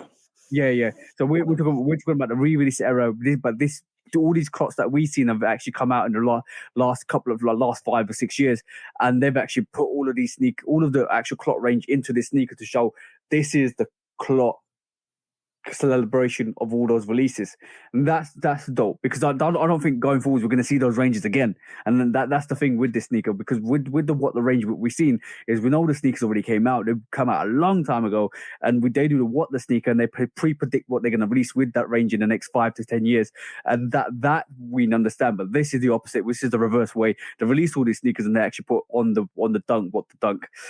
Yeah, this is dope. I actually do like this. This is absolutely phenomenal.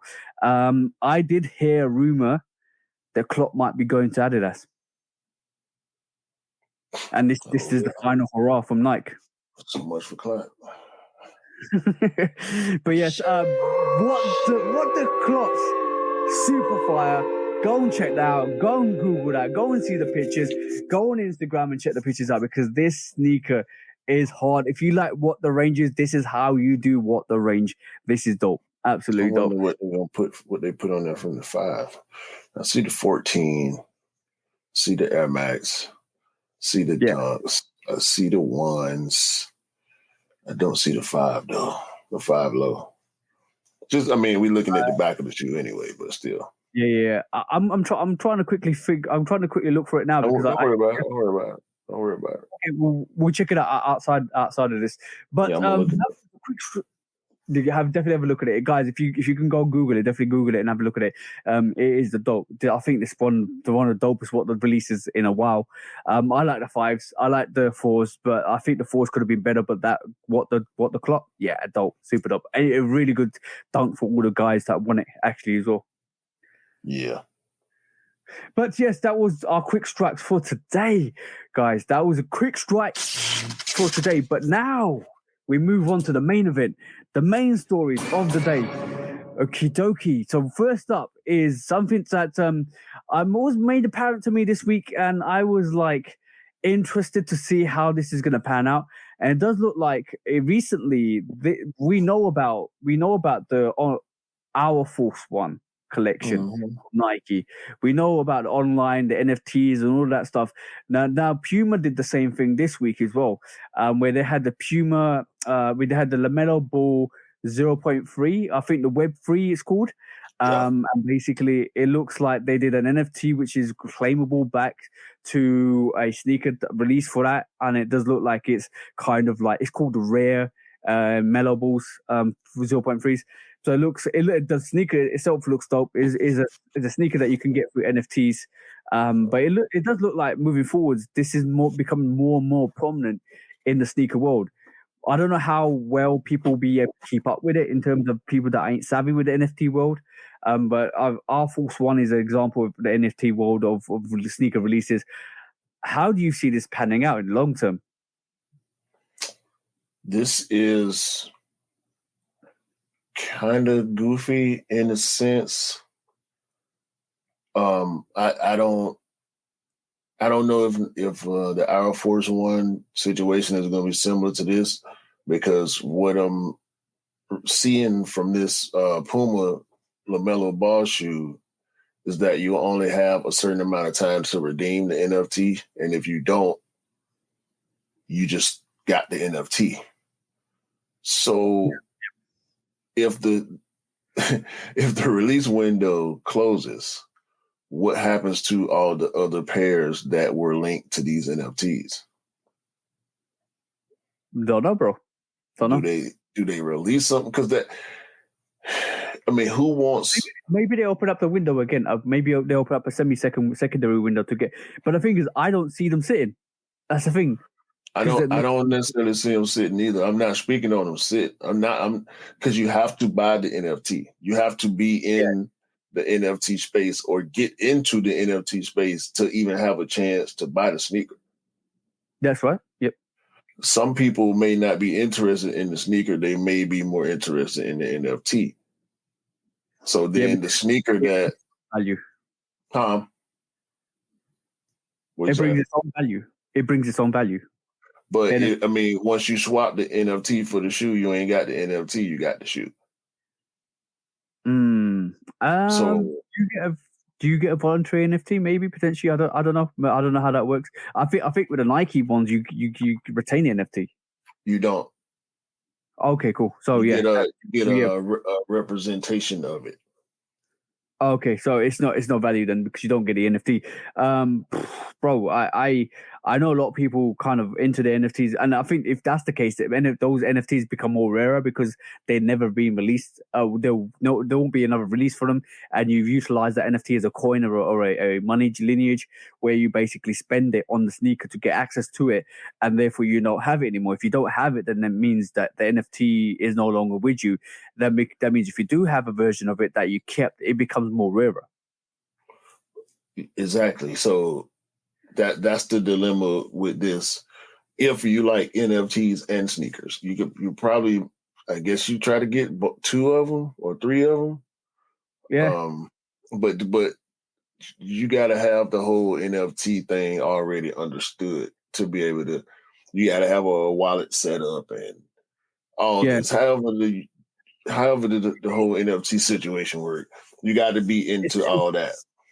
It's even more cumbersome. It's even more cumbersome. Crypto and NFTs is very cumbersome in the point where you have to understand what's happening with it, and you have to understand how to maneuver. I'm gonna say, like, I've ventured in it for a little while. You have to kind of know how to get Ethereum, how to translate fiat to Ethereum to basically kind of use it. You need to have gas charges added to it. Yo, bro, it's a way more complex than it actually seems. You can't just go with your bank card and pay for it. It's not that easy. You need to kind of, obviously, fiat is the money is a money value of what they regard as dollars or pounds and stuff like that. You got to convert that to through to on a crypto site to get that into Ethereum, to convert that, and then add the gas charges, which is the processing charges for that, which adds another value to it. Then all of a sudden you have to kind of go in for this release with the right correct Ethereum and gas charges to actually get the NFT, and therefore it becomes a bit more cumbersome. Now you're thinking, and the gas charges are dependent on like the time and place that you do it, because some gas charges might cost a bit more during the day or depending on the daytime hours. Yo, bro, this is just even before you even buy the NFT. That's how complex it is. And it's not easy as like going in and paying for like with a card. And this is why it might put off a lot of people getting into this, because it's a bit more complicated to get the sneaker that you want. And if they move into the realm of doing collaborations all the time with NFTs, it's going to be a problem, bro. Because that's welcome to the new cap. NFT, and you got to use that to get the shoe. This just don't make no sense to me, bro. Bro, on realistic terms, if they said tomorrow or the week, bro, I'm putting this in the air, but if it just happens, it's gonna annoy a lot of people. if in a month's time they said you can only get the Union 1 using an NFT on our Force or our Force or our Jordan, right? Or they said you can get the Amamania 5 using NFTs because you need to have an NFT to get access to that sneaker, and you have to use the NFT system or online swoosh.com.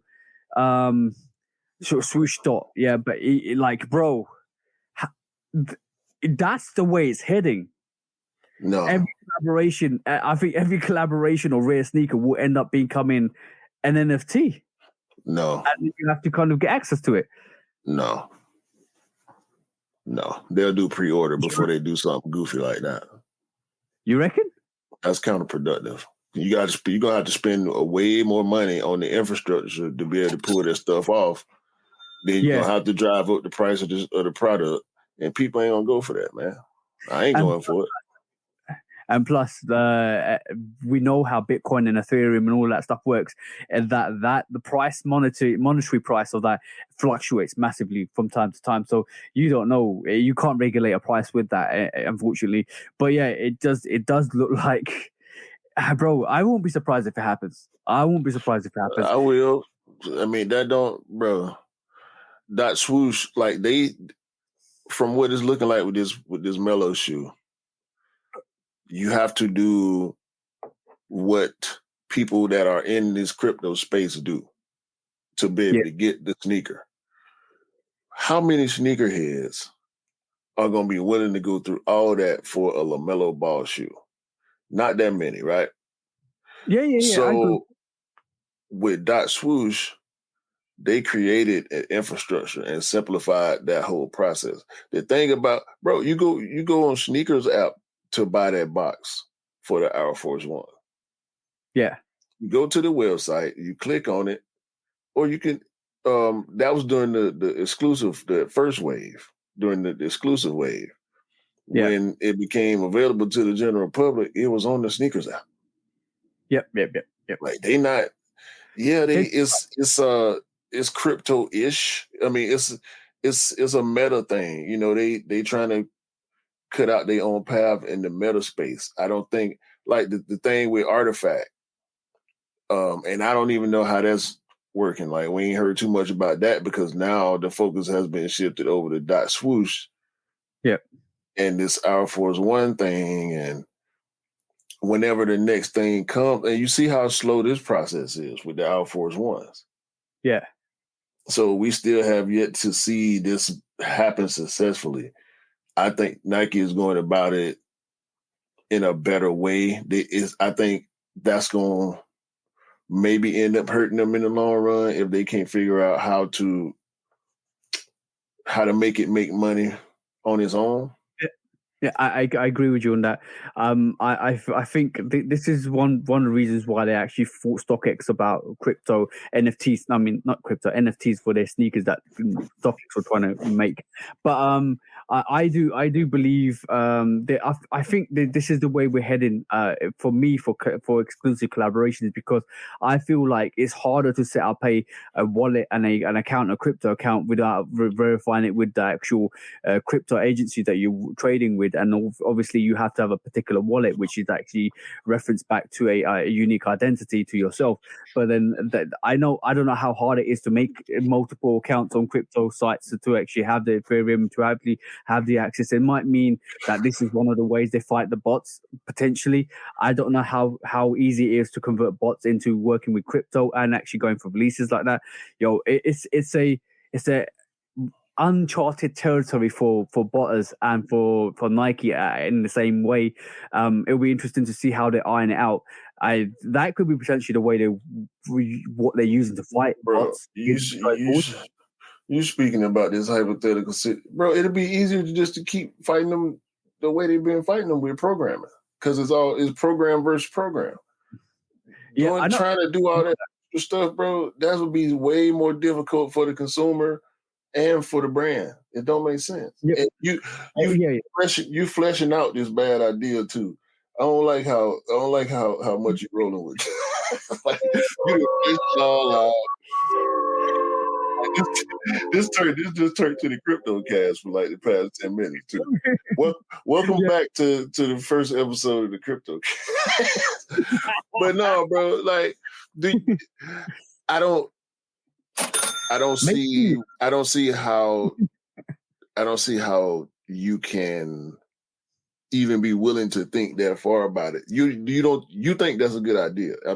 Do you actually believe that? No, I'm gonna say one thing, right? I even though I'm talking about it, even though I'm trying to thrash out an idea for it, or would how you like that if they did that? Would you like it? No.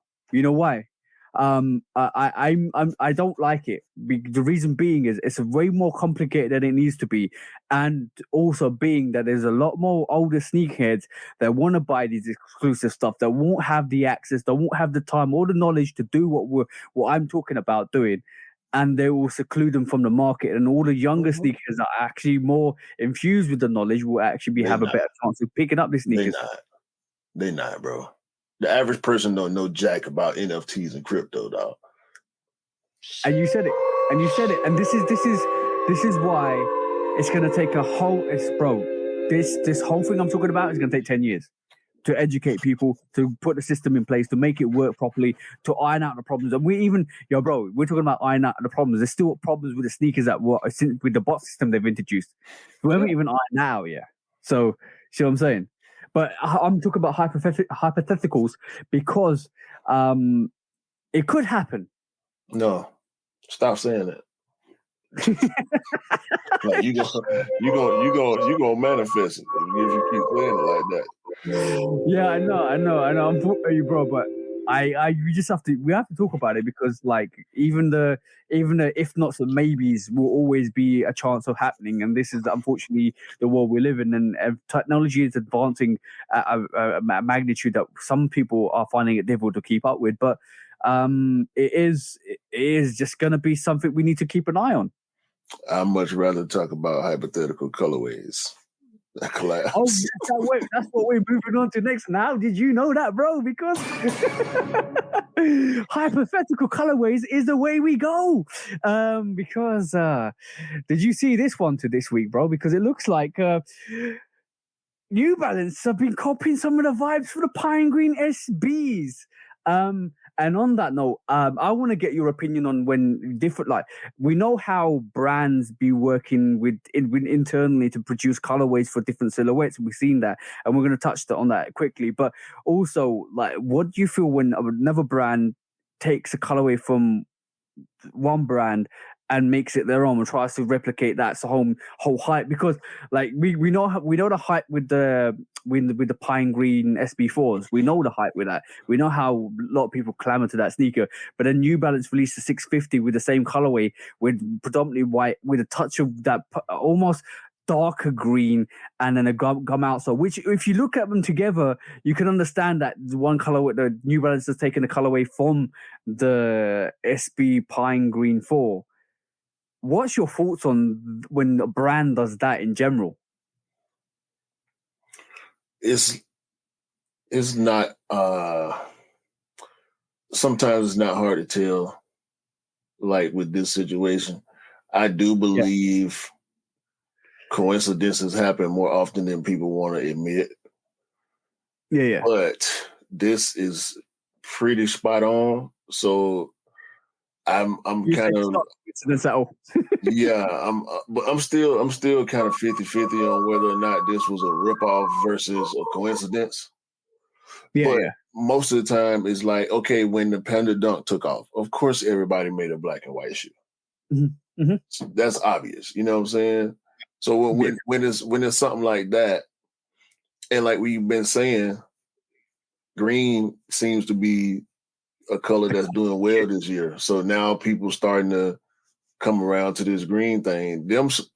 If it was just been white and green, and this Ami Leon Dore, which is a collaborator of New Balance, a frequent collaborator of New Balance, which makes it even easier for me to believe that somebody took this colorway from this SB4 because they like the SB4.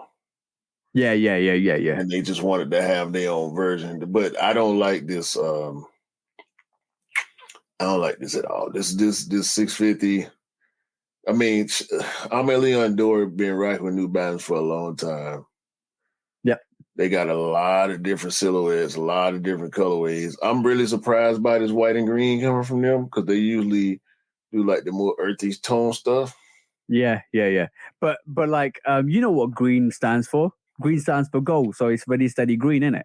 Not ready, steady, gold. Well, who buying 650s though? Oh, bro. The only 650 I actually liked, and this is one I'm gonna say. Don't say it. Held high. Don't say it.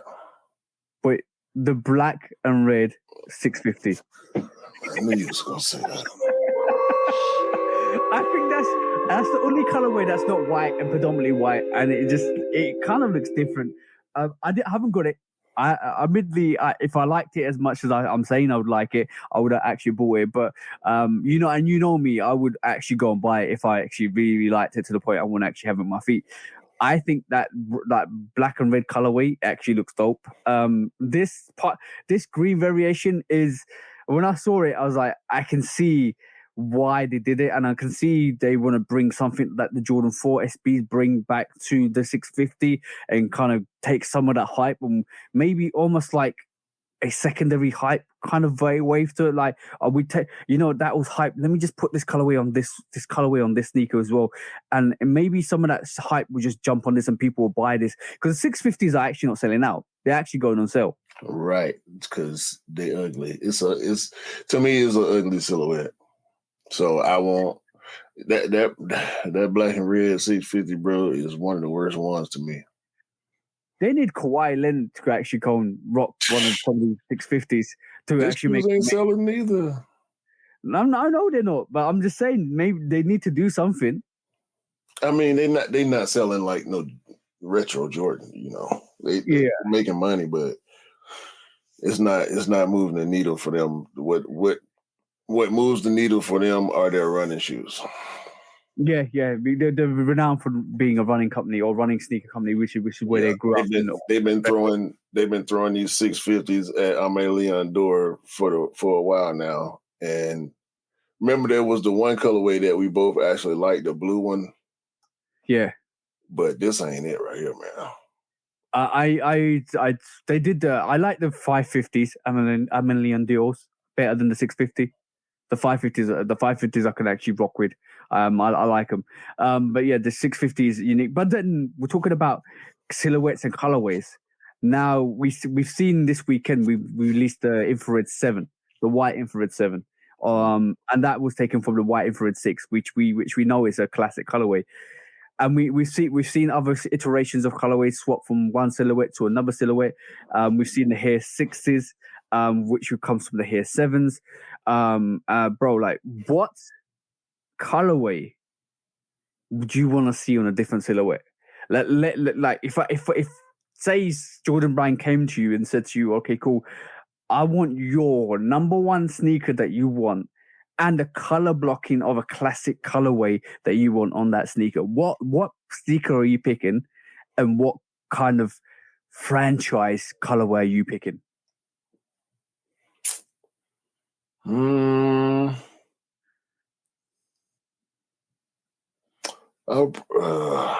That's tough. I would probably try to do He Got Game 5. Oh, wasn't there? That's one I've been thinking about for a long time.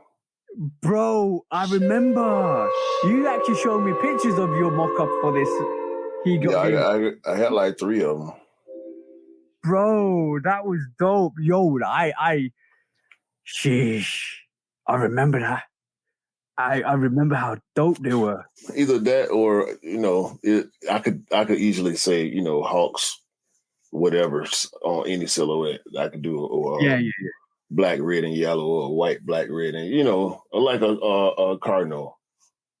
Yeah. But the Cardinal 3 didn't have no black on it, and that red wasn't the right red to match up with the Cardinal 7. So I would want to do it like we know He Got Game black, white, and red. It's we got a few black, white, and red Jordan 5s, but it wouldn't go the way somebody else would like that Concord 5, bro.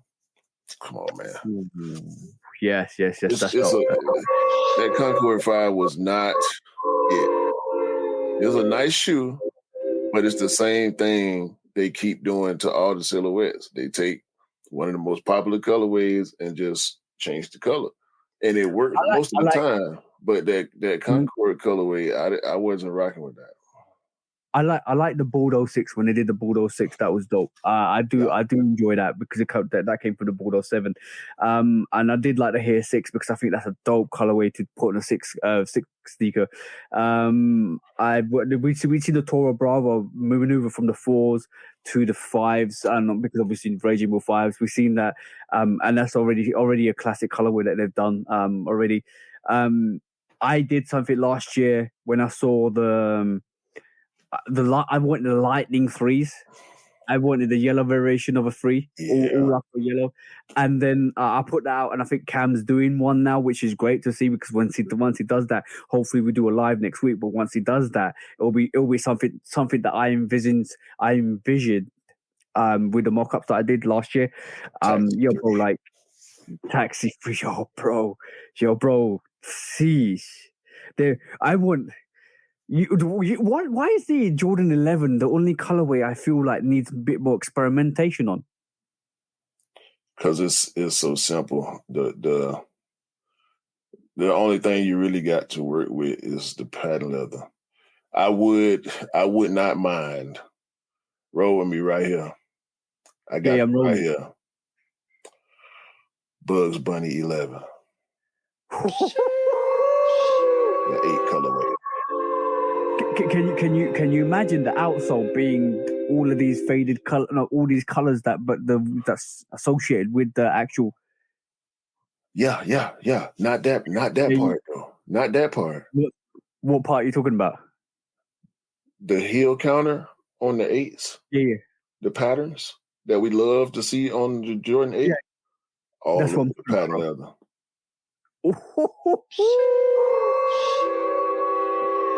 And I loved the 8s. I'm waiting for them to come out again. We gotta do that. Let's just do some 11 mock-ups. Yeah, that needs to happen. But I think I was talking to Scott the other day. Jordan 11s don't get a lot of Jordan 11s don't get collaborations, bro. They like this. It's almost like it's his favorite shoe. He ain't with that. This is my favorite shoe. You ain't touching that. You ain't touching that with no collaboration. I'm the only one that's gonna collaborate with the sneaker. This is my sneaker. Don't touch it. Don't move it. Don't switch it around. Just keep it like it needs to be without a collaboration. Yep, I'm gonna give y'all one good one and one trash one every year. Yo, bro, that's been the case with the Jordan 11 recently over the last 4 years because basically we've been getting 2 sneakers. I did like the Winlight range. The Winlight range was dope. The red one and the blue one was dope. I do enjoy that. I think that was great. But since then, yeah, you're right. Like we got the eggshell 11s, which wasn't that great. We got the women's exclusive, which some of them are okay. I like the Bordeaux variation of the 11 that they released. That was okay. But yes, there's been a couple of Jordan 11s that are questionable over the years. I just wanted some more experimentation on Jordan 11. I want them to bring it. I want them to really bring it. See what I'm saying? Maybe one day, bro. I don't know. He been chilling, bro. Do you think Amamanier will do 11? The only collaboration that will do a 11. You know damn well James Whitman want to get his hands on the Jordan 11. Suede 11 with burgundy patent leather. Yeah. With the yellow outsole with the A on the. Come on, bro. Let's manifest. Let's manifest. Let's keep rubbing our hands and manifesting. Because we already got the Bordeaux, all burgundy 11. Yeah. I know that. But PSMY, yeah, that's the one. So, man, I don't want to talk about this no more. It's mock-up time. Yeah, we're gonna rub our hands and get some of these mock-ups up because, like, I'm just saying, I think Jordan 11s need a bit more of like a experimentation. Let's just let's put that out in the atmosphere. Jordan Brand, give us more experimentation on the Jordan 11. You know what? Whoever does the collaboration with the Jordan 11, be it Amamania, be it Union, be it whoever it is, be it Travis Scott, whoever does that collaborate, yo, bro, can you imagine the Jordan 11 Travis Scott all brown with dark brown pattern leather? Sheesh. Whoever does the collaboration with the Jordan 11, right? That would be the first time that's ever happened. And that's the one and only time that I feel that sneaker is going to be absolutely crazy to get. Crazy to get. I think that will reignite the hype with the Jordan 11. But yes, Jordan, man, just give us some more colorways on the Jordan 11 or even a collaboration. Let's just see what you can do with it. Upset Michael Jordan if you have to. I think it's a long ways away. Maybe it'll take a Trophy Room 11 for that to happen for other people. But is that really a collaboration though? Yes, because Trophy Room ain't Jordan Brand. Yeah, Trophy Room's its own unique boutique. Yeah. Yo, bro, I like talking like this. It gets us excited about potential. Potentials is where we at the moment. Potentially, what we might be getting and put into the atmosphere is good because sometimes some of our potentials actually end up happening. And yo, bro, if in about 2-3 months time they announce that in 2025 we're gonna get a Jordan, or 2024 we're gonna get a Jordan 11 Amamania, right? I don't know what I'm gonna say. I might have to just give a rest for the week for the podcast. I'll be amazed. We ain't gonna say nothing. We're just gonna do our show, and we're gonna keep rolling with the flow. Keep talking the way we talk. All the time, bro. All the time. Because stuff like this is why we do stuff. So the podcast is because we love it. We love to kind of talk about potentials or what could happen or what we want to see happen, because it kind of like puts it out there for people to have a listen and put their own ideas and kind of push the boundaries of design for some of these sneakers. And Jordan Brand and Nike keep telling us all that they want innovation, they want different ideas, they want to do something different, they want to do something unique. And I think if they start listening to some of the public that wants some of this stuff, and especially taking out the dope elements of it, I think I'll be a hit. Like, can you imagine a Lightning Jordan 3? Can you imagine that? How hype that will be? I already see it. Yeah, I already want it. You see it, I want it. I'm doing the mock-up soon we get off here. True. But yes, that was our discussions on the main topics, because obviously we want some of the best stuff to come out, and all the brands to keep promoting the excellence on their releases and keep bringing the excellence. But yeah, New Balance, you're looking a bit sus this week. We're looking a way sus this week about that Amon Leon Dior Pine Green Jordan. Oh no, not Jordan. Jordan 4 ripoff of the 650. Yeah, that was interesting to see. But I do like some of the stuff that we talked about. I'm excited to see what we can come up with. Yeah, all we gotta do is put in the work, man. Put in the work, exactly. And talking about work, it's time for it's that time, bro. It's that time where we have to do some deliberating. Let's see what you got. When resale is too high. Damn resellers. Order. When hype beats go too far. These damn hype beasts. Order in the court. Order. When the back door opens. Guilty. It's time for order in the court. The sneaker court of public Guilty. opinion.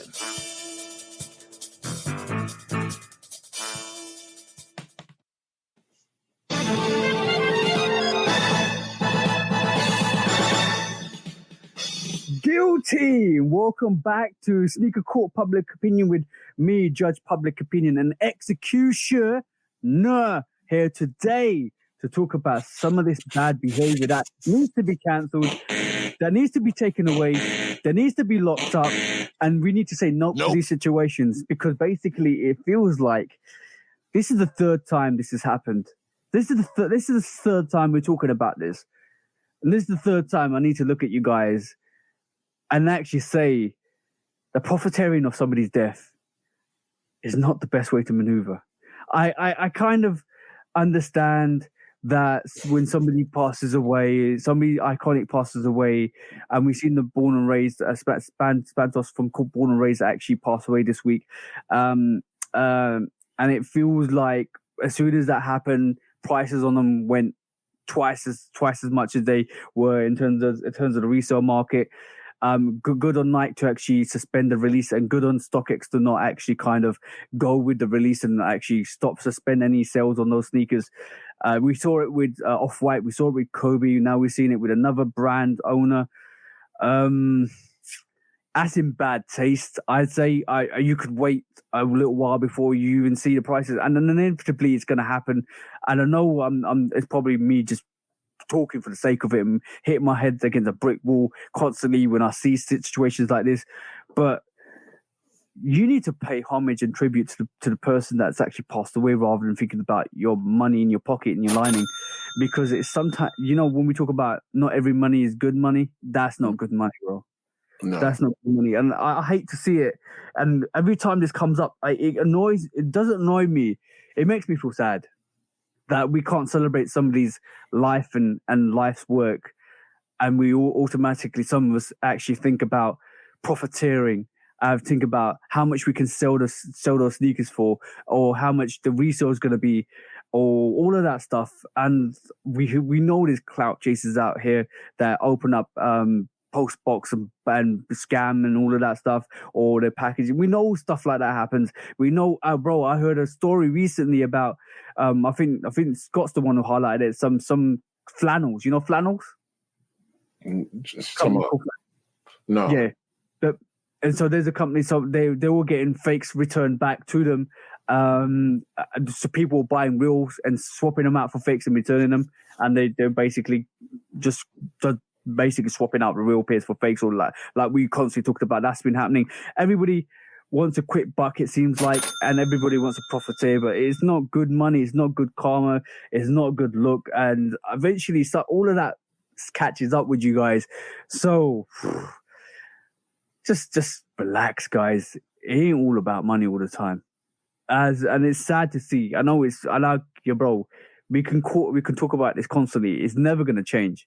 It's never gonna change, unfortunately. Same nature, man. Like I always say when we talk about stuff like this, it's humans being humans, bro. The blame is only to be placed squarely on the people that participate in that type of behavior.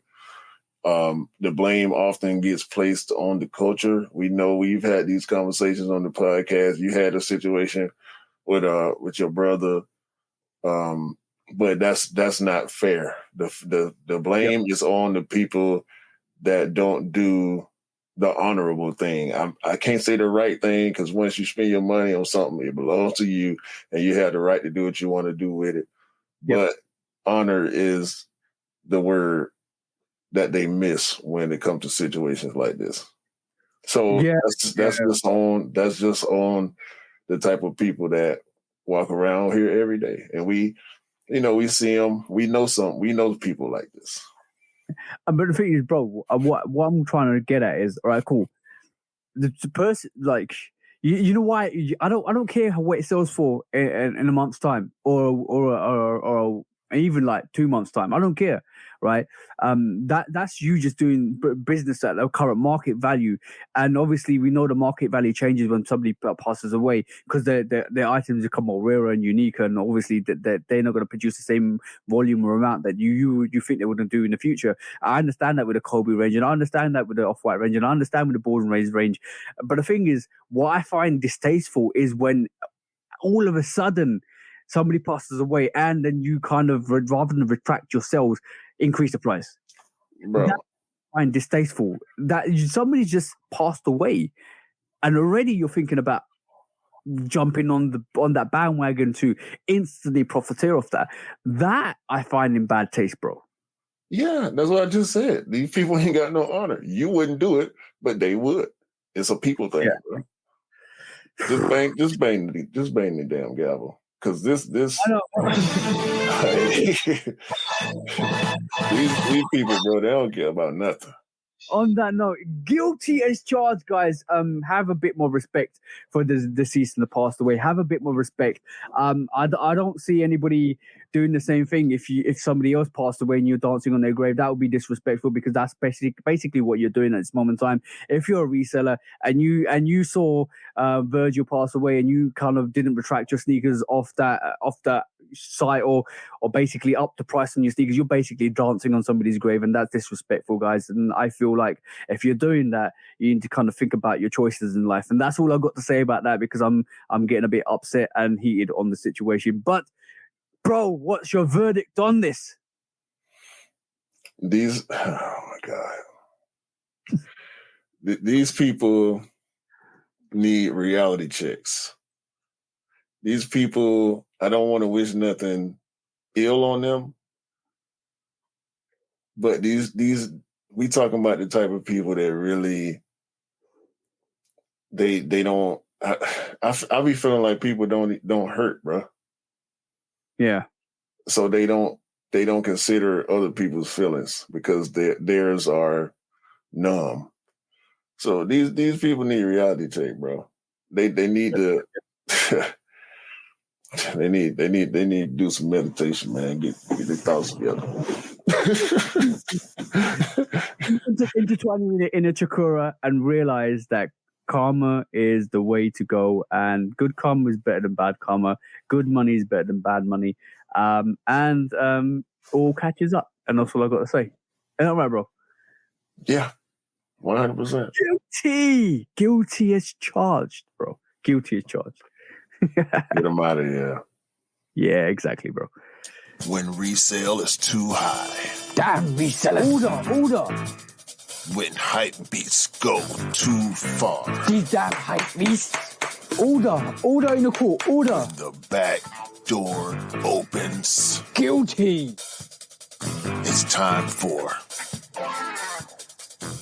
Order in the court. the sneaker court of public Guilty. opinion.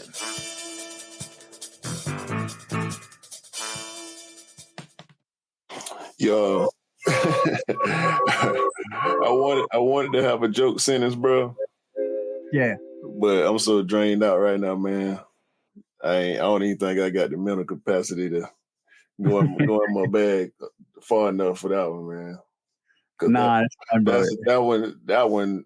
We always end up getting gassed up about that one. That whole it's vulture. It's vulture culture. Vulture culture, yeah, vulture culture. You know what I'm saying? Like vulture culture extends. Like vultures vultures eat dead whatever. Yeah. Like I feel like that's how people see it. Like it's called taking the last flesh off the bones, and then to be honest, that's a hyena vulture culture, and unfortunately that's a situation where a lot of people, like greed is an evil thing, bro. Greed is horrible. Yeah. Like people just get, and I can't go into that whole situation. It kind of is like, nah, it's not worth it. And a lot of people do a lot of crazy things for the mullah, for the pesa, and for the money. So unfortunately, that's the consequences of chasing that dollar or that pound or that sterling, wherever you want to call it, or that euro. But just a little bit of a something I've seen and I talk to Scott about recently. It's really funny, right? I'll leave this with you before we call the podcast. And we'll let you call the podcast after this. It's going to be like a 1 minute thing. It's really funny, right, for me, that the last couple of times sneakers have been stolen, right, or gone missing, StockX have retracted the sales of maybe like the Cherry 11s or the Midnight Navy 4s or the Chrome 6s because they got stolen in Memphis. and then somebody passes away, like the born and raised owner passes away, and then all of a sudden StockX cancel the sales of Nikes. Could it be an interesting factor that maybe they're in allegiance together? Who? Nike and StockX. No. Or is it just forming? No. I thought about that a little while ago. I think StockX does good PR when it comes to that. Like that's the best PR that I have seen from StockX outside of the cool looking commercials or whatever, trying to glorify being a reseller. That canceling the sale of them stolen shoes makes them look good in the court up against Nike. Yeah. So I think the same thing. That's a great PR spin by StockX to be like, nope, y'all stealing, we ain't gonna do it. Yep. And the fact that the stuff is being stolen from Nike, y'all's current enemy, y'all taking the high road is gonna make y'all look good to that judge. Yeah, I agree with you. I think it's more of that than actually Nike trying to get a percentage of StockX. But we shall see how it materializes in the future. I still believe to this day Nike wants a bit of that StockX. I don't think they want the money. I don't think they want the business. You might be right. But episode 73 of the Shoe Dog podcast with me and the bro 808 Kicks, Lovekick Customs, and 808 Kicks ATL coming back at you with episode 73. Do you want to call us out, bro? Yeah, man. This was another TJ Takeover episode. TJ Takeover, yeah. Did you enjoy it? Yeah. It was good. It always is. I enjoyed it despite how dry I feel like I done been throughout the podcast. But y'all know what's going on. Yeah. But I still wanted to come and do my job. So I appreciate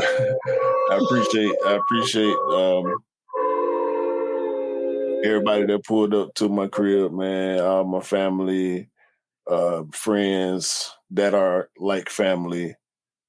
We had a ball last night. I'm tired. We had my mother-in-law funeral yesterday, so it's just tough right now. So I appreciate you, bro. Yep. Appreciate all the audio listeners, all the YouTube subscribers and viewers, all the bros, the sisters, the sisters, and yeah, we gonna get up out of here, man. Episode 73, Shoot Out Podcast. Y'all better, and I mean better, have a great day, great week, month, year, and go hug your mama, man. Yeah. 100%. Peace out, guys. Peace out. Uh-oh.